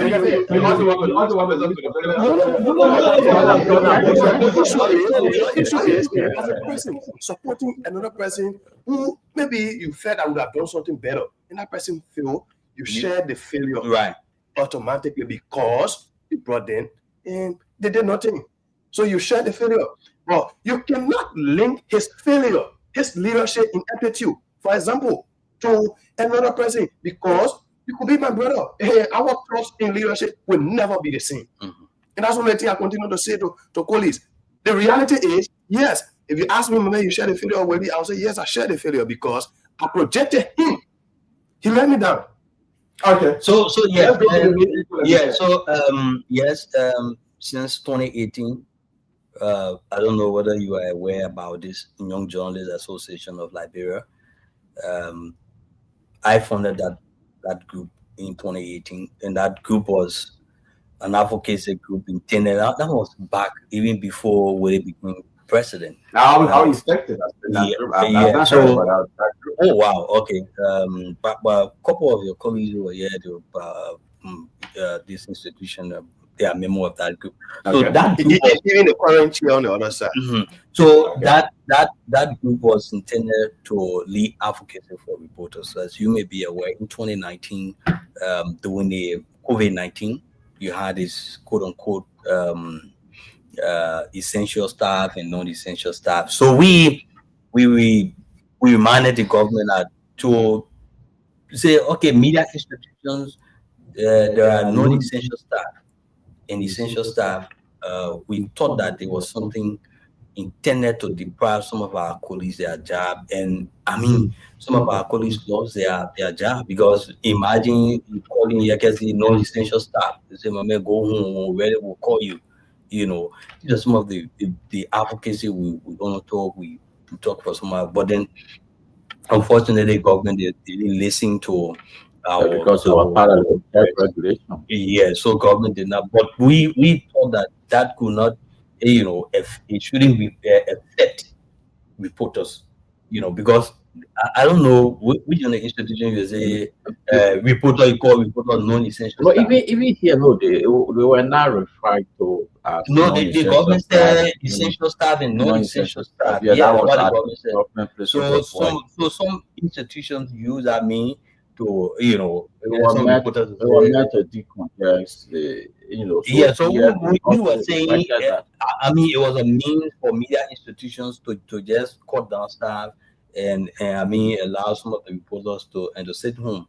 And I'm still trying to understand the rationale behind the issue of essential reporters and essential reporters, because I want to bring it down at the level of the media. I think from our perspective, as Spoon was meant to decongest.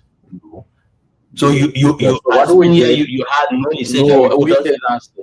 What we did was, for instance, if you have a program on the radio, for those who know I have a program on the radio, a specific date, there's no need. You had no essential reporters. Issue. Yeah, so that's the point. The 5% are issue tech. They say you because without a tech, you are not probably journalists have tech. So as a journalist, you could go out. Not all of the journalists. So for example, we have 2 reporters to give your institution 5. So we said the regulation was bad because the government said essential staff and non-essential staff. They did not say essential reporters. We have 3 tech. Imagine all media institutions. The newspaper. We have 3 tech. And I told my boss, man, who do you give the tech to? You give it to me, you deny the other people. How do we use it? So good for me. I was also working with Strong FM. I had a tech from Strong FM. So I told my boss, man, now give them one to another person. How do you get 3 tech to an institution? That was not fair to other colleagues. Okay, but this was all border on safety. This was all border on regulation. But journalists themselves are part of the society. After war, some of these reporters were not recalled. No, by the end of the day, many of them, but then I was at Joy FM, and I know. In short, your advocacies also did not work as we expected. Yeah, but the matter of fact, we let the advocate. Right. And then some of the things, like Yegezi asked, I was one of the major players in the establishment of the Ministry of Information Reporters Network, currently managed along with other colleagues. We established, in fact, I was the chair for the Constitution Committee. Today, if you have organized, they just went to the election of recent, the Ministry of Information Reporters Network, because doing when I was with Joy FM and when I was assigned there, I knew how the place was very toxic for reporters. So we, along with other colleagues, we decided to establish the Ministry of Information Reporters Network. And today, a couple of our colleagues, I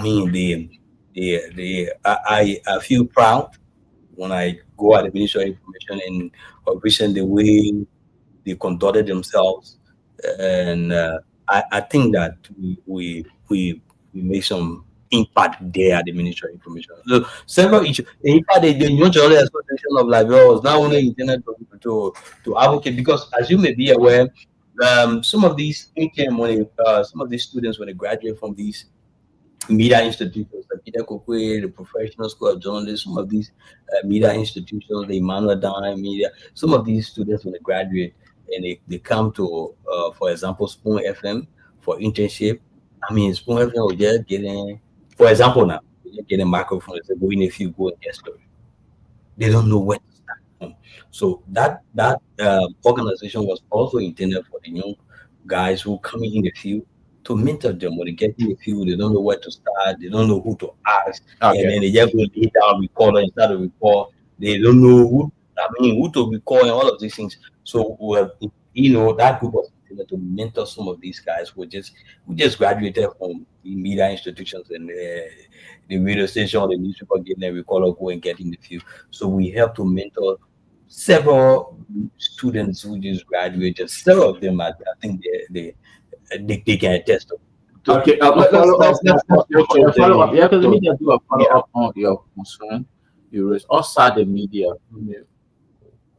Where else have we played a leadership role, that we can reference to say, okay, yes, Barclay succeeded in, besides the media, Barclay succeeded, as a leader in society or what have you. Before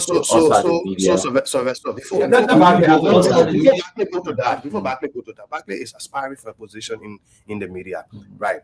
He has given you a bit of information about what he has done in the media. In the media. Well, the day he go to Birmingham, he want to contest for the representative. Apparently, Barclay was in school. That representative position. Barclay was in school. Barclay served as preferred for his school. So the most when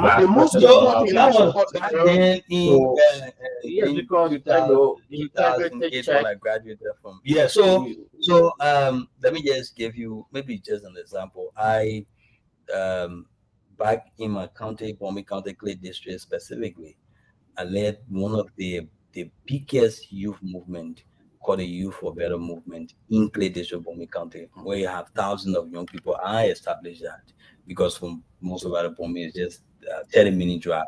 So I established that. But then I was still in high school, in fact. So that group was intended to, give the district office lead, office lead and all of these things. So I have played outside the media. That was when I really started thinking about coming to journalism in between 2006, 2007, and 2008. I was still in high school by then. So these are some of the things I did outside the media. Beyond that, I was in the petroleum sector. I served as manager for another petroleum gas station where Francis was rich. What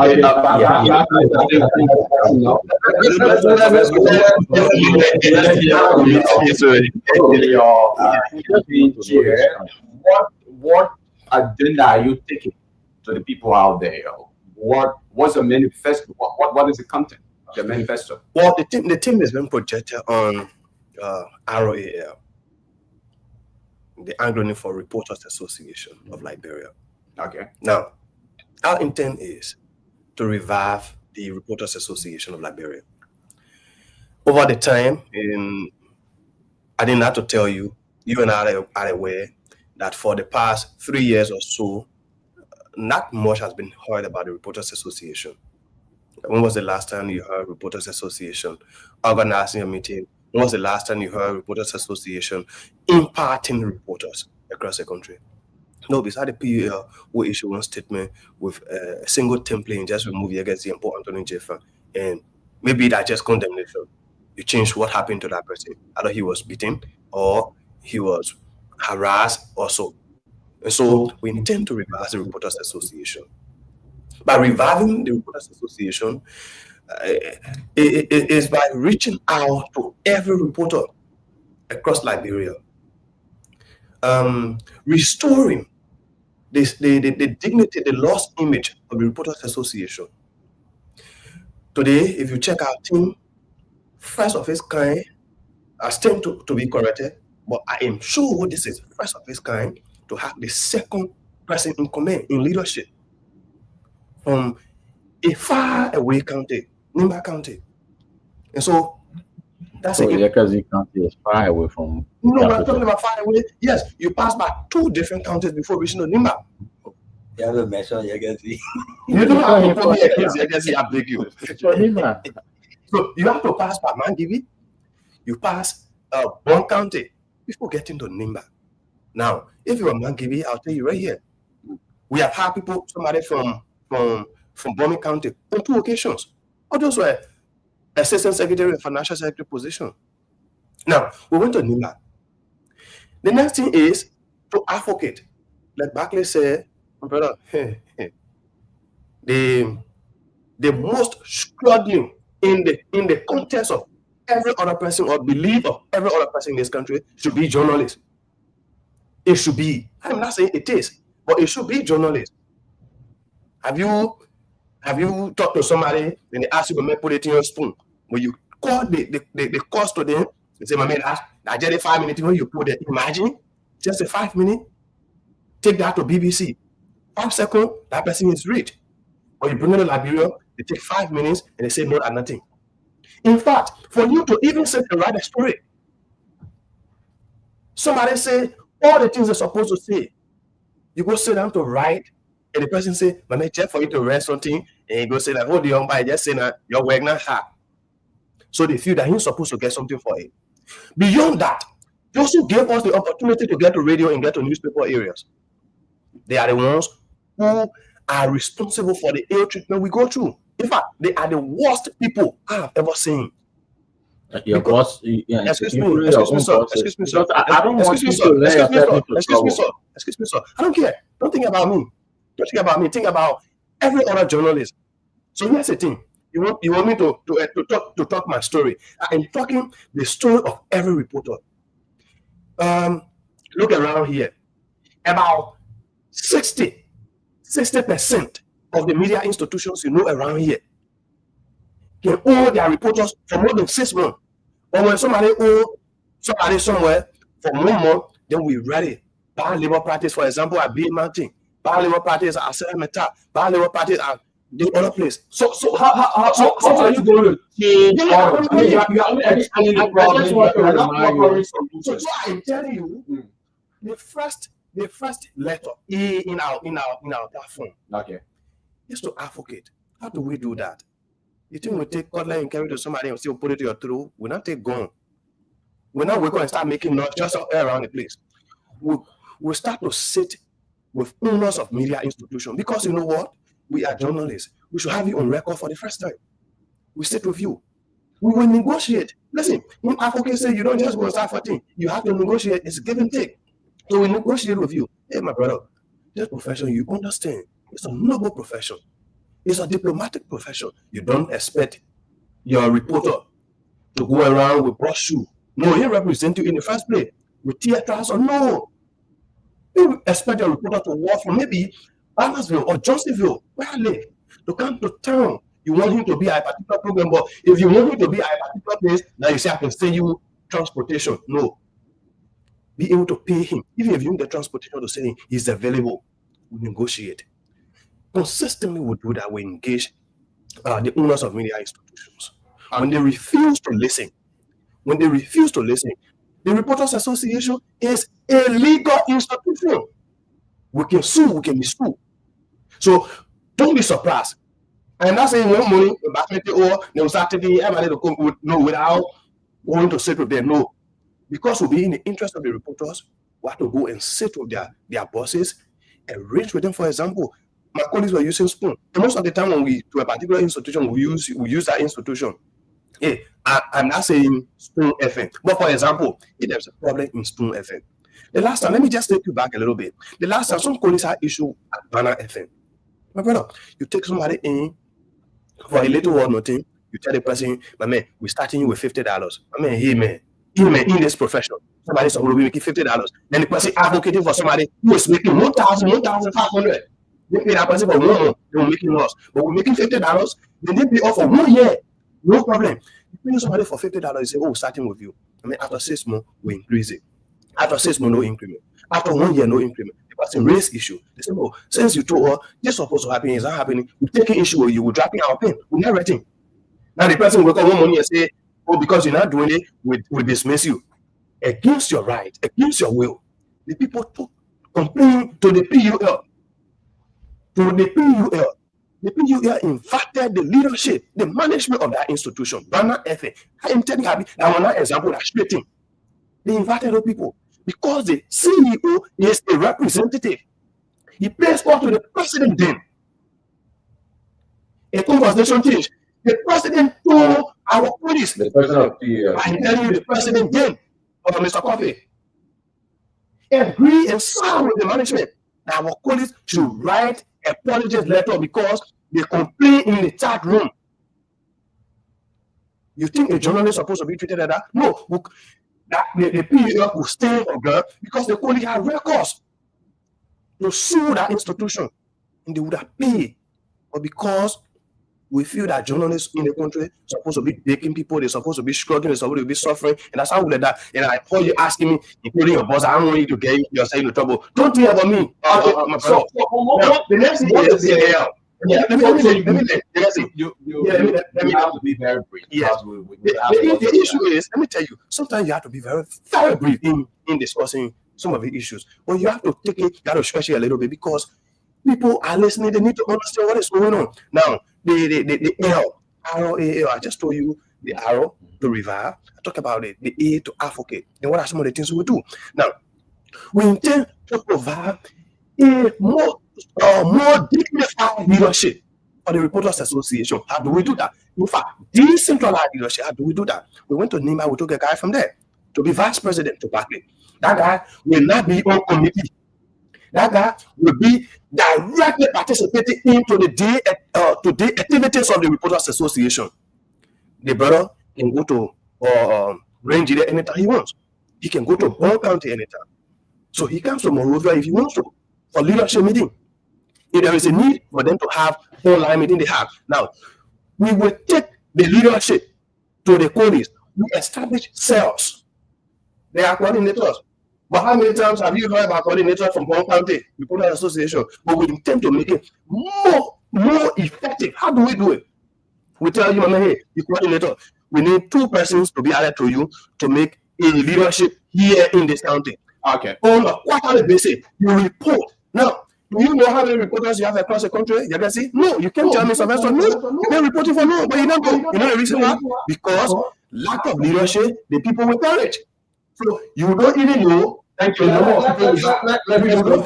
do not have a database, asset record. We should know how person in Nima. The leadership, right? Yes. Okay. So our leadership are telling you so. Okay. So Sylvester, Yagazi. Brother, let me tell you something. The reality is, I know.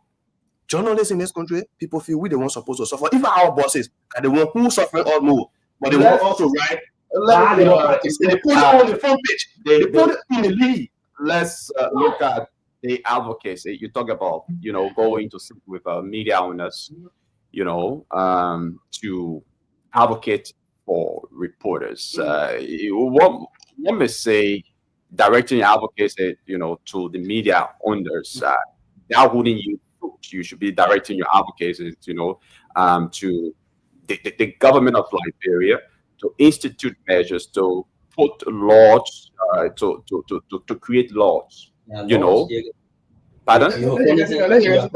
Yeah, that will protect journalists more than going to the media, the media owners, where, those people, they are business people, their intent is to maximize profit.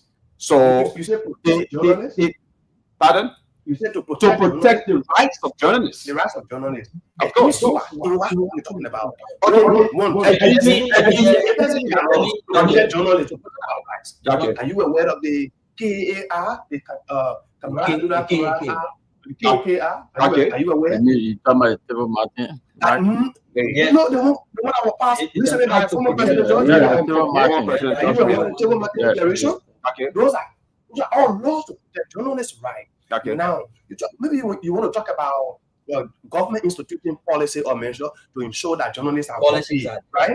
Hey, we are covered by the Decent Work Act. That's it. Nobody's supposed to make or skilled labor supposed to make less than $150. We are covered by that. Are we not Liberians? Are we not working in Liberia? In fact, we are skilled. Is the labor ministry not covering us? Okay. So we are still laborers. But then still, your advocacy should still be directed to the government for enforcement of these laws. Because the media owners, I believe they all know about these laws. They are cognizant of these laws, but deliberately they are not implementing those laws. Okay, so going to sit with them. To to say what they already know the laws. So what can you take your advocacy to the government to be able to enforce those laws? I will make an allegation against a particular person. Now, in fact, you mind to some extent understand or know about it, but you still want to get a men's sack. And because we're journalists, we all want to put people on record. So we'll go sit with you. You know, like you said, right? People are aware of the Decent Work Act. They deliberately pay professional people, skilled people, pay them $50, $100, $75. So we go sit with you. This is not supposed to be. Now, when we're doing so, we also engage in the PUL. Mind you now, Mr. Julius Kanumba, who's the president of the PUL, I supported him. He came to power, and we supported him on the basic that journalists' rights will be respected. Journalists will be advocated for. So when we're doing so, when we engage in you, the media owner, because we are Reporters Association, it is our right to advocate for our police reporters. We also engage in the PUL, engage in the leadership. Because what about it? Because you are just already. Yes, that we let you this matter. If you're not living up to it, we ourselves we engage in the people, but we want you to be in the know. Like I said to you, somebody who deliberately, for example, slapping somebody here, should not do it. The person get ready to take me to court. So when the people refuse to listen to us, don't be surprised, man. We start naming and shaming people. You can see. Don't be surprised. One morning, because Bakle will be president. Let me be clear to tell you. Yeah. One of the issues with your leadership is not gender sensitive. No. So you see, you say your leadership. I mean, your thing now. For now, it is your leadership because it's not. So all the things are contesting. Nobody. I'm talking about registered females. Those females were controversially denied. And we're still pursuing that with the PUL. But because these two females are I'm not saying they're not qualified. I'm saying they were disqualified or denied controversially. Now, we are pursuing that with the PUL because we are rating the IEC, we are rating the leadership of the Reporters Association, and we have written the PUL on this. 2% out of 5. And you say that gender sensitive? No, the IEC and whoever. Have you replaced them? How do we replace them when you say temporary registration? So we're pursuing that. And trust me, we will have females on our team contesting because we ensure that it is resolved amicably, not against the will of the other people contesting, but there will be understanding. And it's not sensitivity. No, we are gender sensitive. No, we are decentralized. Just it. You can see. Bakle will be president of the Reporters Association. And this will be the best. I like your confidence. To Bakle. You are very pessimistic. I am optimistic. Not optimistic. Yeah. No, you're optimistic. I mean, you sound pessimistic. I mean, Bakle will win. What do you mean by pessimistic? I am optimistic that Bakle will win. Bakle will be the next president of Reporters Association after Willie Toba. And I was just about to say something when you came in. Now, on the issue of engaging people. Let's hear from the president. You are not on. You are not on. You are not on. You are not on. Let's hear from the president. This question goes to the president. We will come back to you. This is a direct question, but you guys, you don't cut me like that. Start telling me you are not. Yeah, because at least you recognize me as a president. You are not listening. I mean, when I say to the president, I'm talking. He's your president for now. So you this one. I mean, whoever wins is the president of the area. And you will vote for Bakle. There's no problem with that. Thank you. My vote is never myself. I decide who to vote for. So there's this issue, this controversy over your credential. You say you're a student of the University of Liberia. That question was already around. What's the status there? So when before we got here. So I really wanted to come in first before coming to the credential. The credential thing. I know. So we sending our application to the committee. Okay. And the committee had guidelines and what it needs, the requirement to contest as president. Okay. And in my mind, the committee guidelines should not be above the Constitution. Okay. And all of their guidelines should be guided by the Constitution. So, in the spirit of coordination and good working, we apply for the position of president. Everything was included in our application, and the committee reviewed and they said we should submit our documents. So essentially, the committee qualified your application. Good. And Yeah. so, But and then the folks from the other side have raised contention with your credentials. That's why I want you to, what did they say? provide that clarification. what did they I'm say? just providing you the space Right. to provide that What did they clarification. actually say? Because I'm told they appear on this video. Yeah. So, what did they say? according to them, you just entered the university and that you are not I'm a freshman. qualified. So they mean a freshman student, a sophomore student. Okay. Yeah. But you said I just enter. You can be sophomore. You just enter. But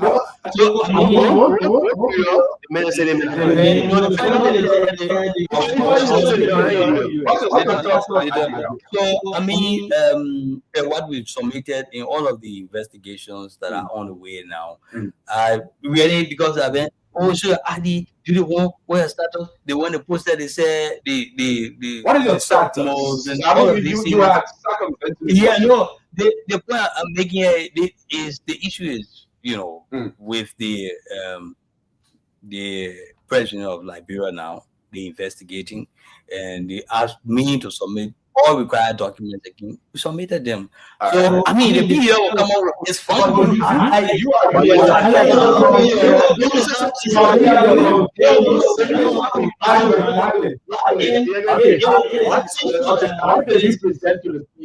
It is intentional that. So the reason why we should be very careful about this because in our laws, the issues are in court.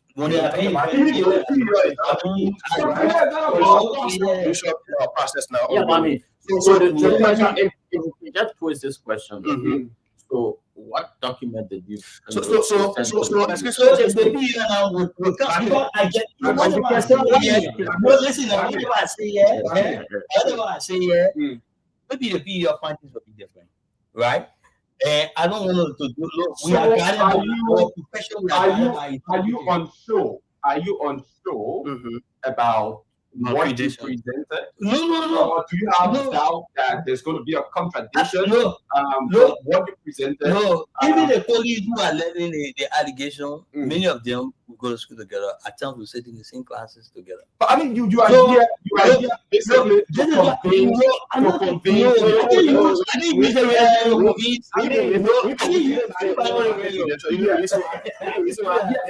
if you are contesting for a public position, it needs to be public information. These are information that the people need to know. But I did not have your status at the university. You don't have the status with you? That's why not? Why not? How would I be at the university of Liberia? I don't know my status either. Because I said there were. So then what is difficult about No, it's not difficult. It can never be difficult. So there were accusations, there were allegations by the police. Okay. And then they presented their documents. So Barclay is this, Barclay is that. Barclay is not in university. Barclay is a freshman. Barclay is a sophomore. Are you a Barclay freshman? Are you a sophomore? Are you a senior student? That is simple to say, Barclay. I mean, I just don't want to. It is deliberate. I don't want to talk about it because, like I said, it's been investigated. Then it sends up or signify or an I don't know how you encourage. I don't know how you.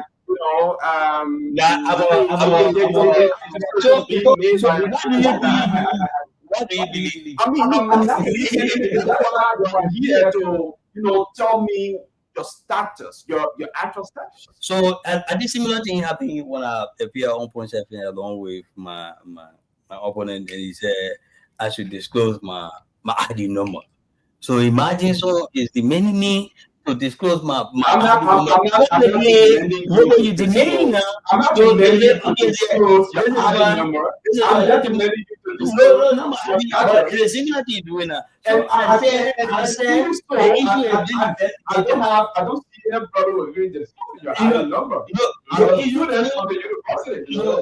issue has been investigated by the PEL. Okay. Can we please wait for the funding from the PEL, or don't we trust the PEL? No, I mean when you see that, you cannot wait for the PEL. You cannot wait for the PEL. You are a student of the University of Lebanon.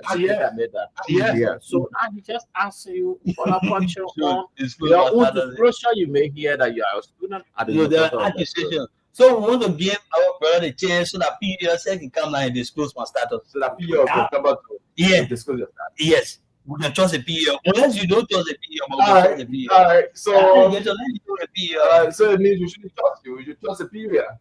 You shouldn't trust me. Is that what you think? Because you are here.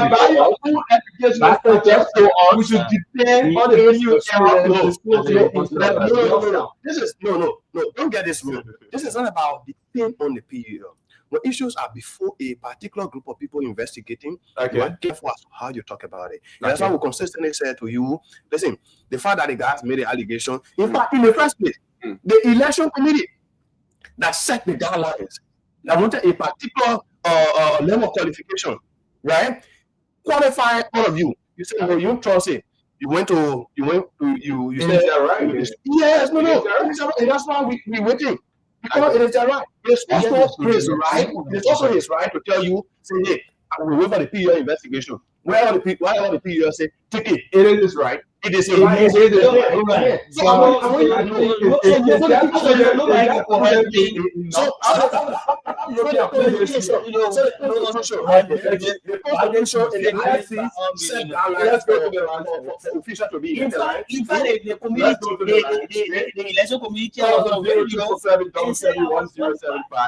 Zero triple seven double 1075 1075. Folks, call and make your contribution.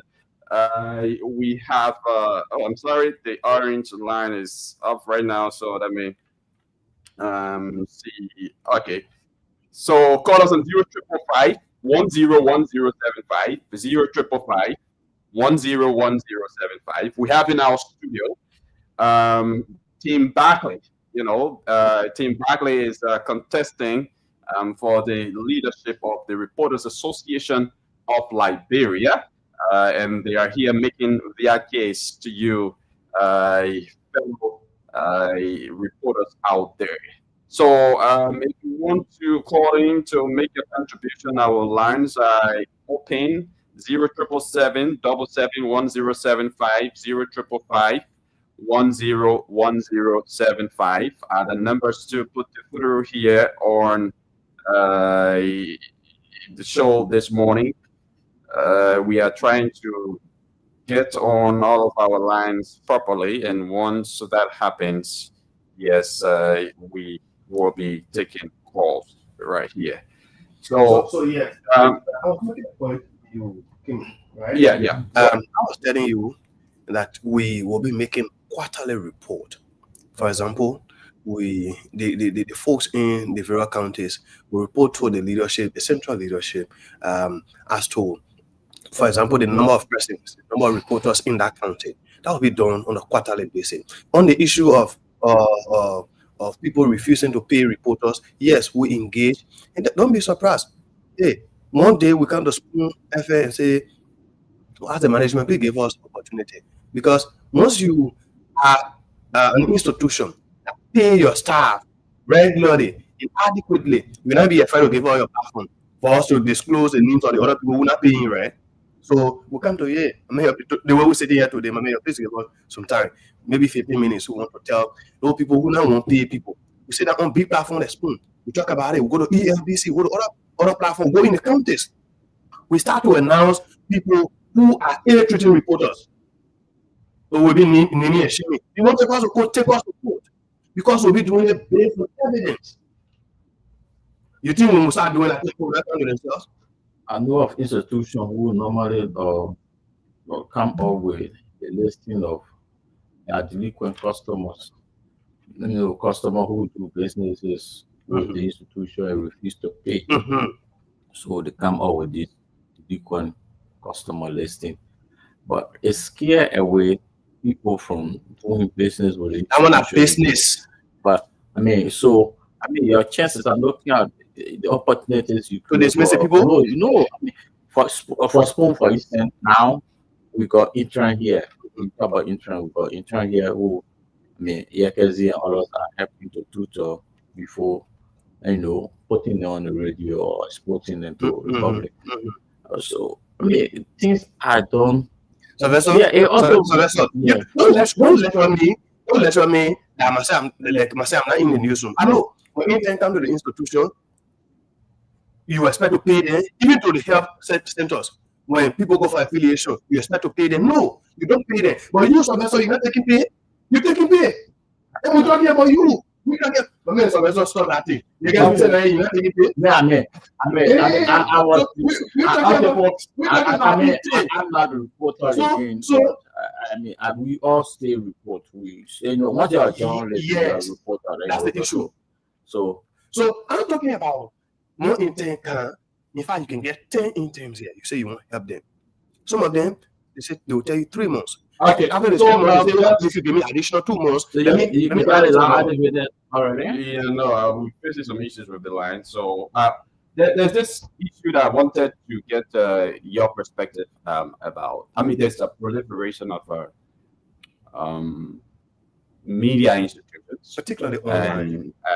Particularly online media institutions, and of course, the proliferation of media institutions is bringing about increase in the number of journalists, and most of those journalists increase in the class of unprofessionalism. Yeah, this brings about a lot of unprofessionalism in the profession, and this kind of exposes the profession to public ridicule.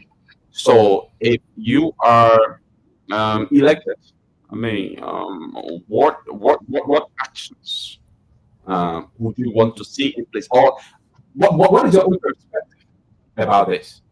So like you were talking about, engage the government to provide, to institute policies. I'm coming. Yeah, you were talking about engage the government to enforce a policy for journalists' rights and all of that, right? Now, at that particular place, that particular point, government comes in. Even the PAL, the moral body of all journalists in the country, don't have the right to tell you, media institutions say you were closed or you can't. No, it is the government who is responsible. So at that point, the government takes responsibility of what kind of radio station will come on, what kind of online will come on, what kind of newspaper will come on. It is not in the purview of the Reporters Association. So but what would be your advice? So my advice is, in the first place, journalist conduct is my priority. The conduct of journalists. I don't want to see colleagues being unprofessional in the street. I don't want to see colleagues hanging around, not having anything to do. But the reason why all those things were happening, one, lack of adequate training. 2, the manner, the form in which colleagues are treated at various institutions. Some of them are not strong, like you will be, for example, even, for example, if you're not working with Spoon and you're working with institutions that they're not even paying you something good, but you start to link up for some kind of consultancy, start to do some kind of freelance writing and other things, for you to build your alignment with other people so you can be getting something. But some of our friends, they're not able. And they not get a strong mind. The journal, my name is Anthony J-Fan. I get J-Fan TV. So I can't go to the highway. I guess it goes on in my pocket. I go. Now, my advice is, what can we do? The guys are already here. Okay. They are already here. Can we organize some level of training, like the Barclay said? Do you think licensing journalists is important? No. I don't think so. Let me get the perspective of Barclay. Journalists in Liberia, it is one way of silencing journalists. So let's hear you. So I firstly wanted to respond to this issue about unethical behavior by some colleagues, and this is something we have been able to talk about, and this is something we intentional. And this time around, we have the brief us. Yeah, and so this entire thing about ethical reporting. The last time I was on another radio station, and I said at times the reporters, they are under pressure due to the editorial policy of their institution. The editorial, maybe for example, editorial policy say only bring good thing here about George Weah. You bring any negative thing, will not carry. Only bring good thing here about Joseph Boakai. We bring the negative. The editorial policy, they put the reporters under pressure to get in a field. And this is where the unethical reporting comes in, because obviously when the reporter gets in the field, he's looking for the negative story. He's not looking for a story that will be some positive impact. Rather, he's looking for the negative story. So our discussion now is around it starts from the newsroom or the top management to come down, because your editorial policy is not only affecting the institution, but it is affecting the reporters who get in the field. So we have to start the discussion from there. We have a new way, we have the new media thing. I don't know, because there's a department at the Ministry of Information that is responsible for new media, bringing all of these things. That is responsible. I don't know whether these people, because to become a full member of the PA, you need to meet certain requirements, maybe 4 years or 5 years as a practicing individual to become a full member. So whether the PA can regulate that. The man, the man is not a general, but because maybe a brother in America or someone already you get one techno phone, the man take a phone, the man open your TV. Whether the PA can regulate that, I don't know. But the only thing is we need to create that environment to some of the guys who of journalists. No, I don't subscribe to that. Like different. I think it's a recipe. I think it's a recipe to start, because do you support that? Those who are less in practice at all, those who are less in practice at a particular place, right? So take for example the lawyers are then less because the lawyer have to go to the court to go and practice, to go plead and what have you. Unlike journalists, you can be here. You can be politically aware story. You can be anywhere and just write a story from there. Should you be lessing as a journalist to report a story from Bapolu County? When you see something happening there, should you be lessing as a journalist? So I do not subscribe to that. So when we certify with you, one day, not because you article, but because I certify with you, your party comments, please. Well, let me start in 5 seconds. It's been a wonderful time.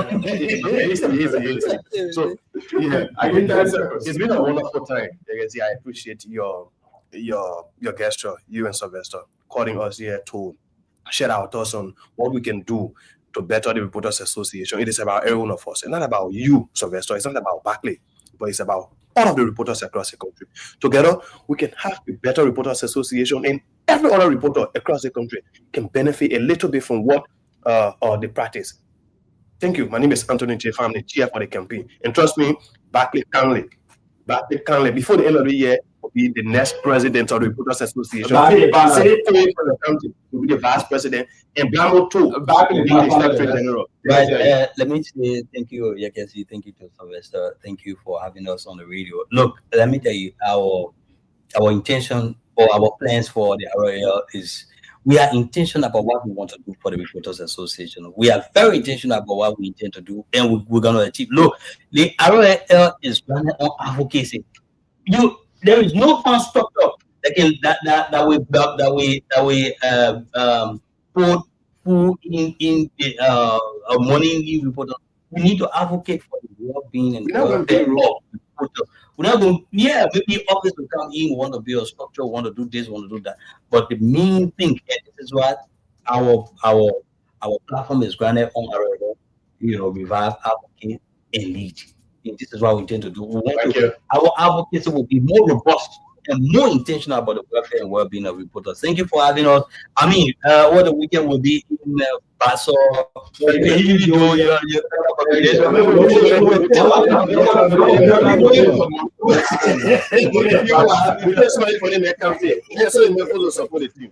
so folks, that's it. It's been a wonderful, wonderful conversation here with Team Backley, contesting for the leadership position of the Reporters Association. I've been here alongside Sylvester Wolf. Sylvester, anything from you? Yeah, let me say so the management for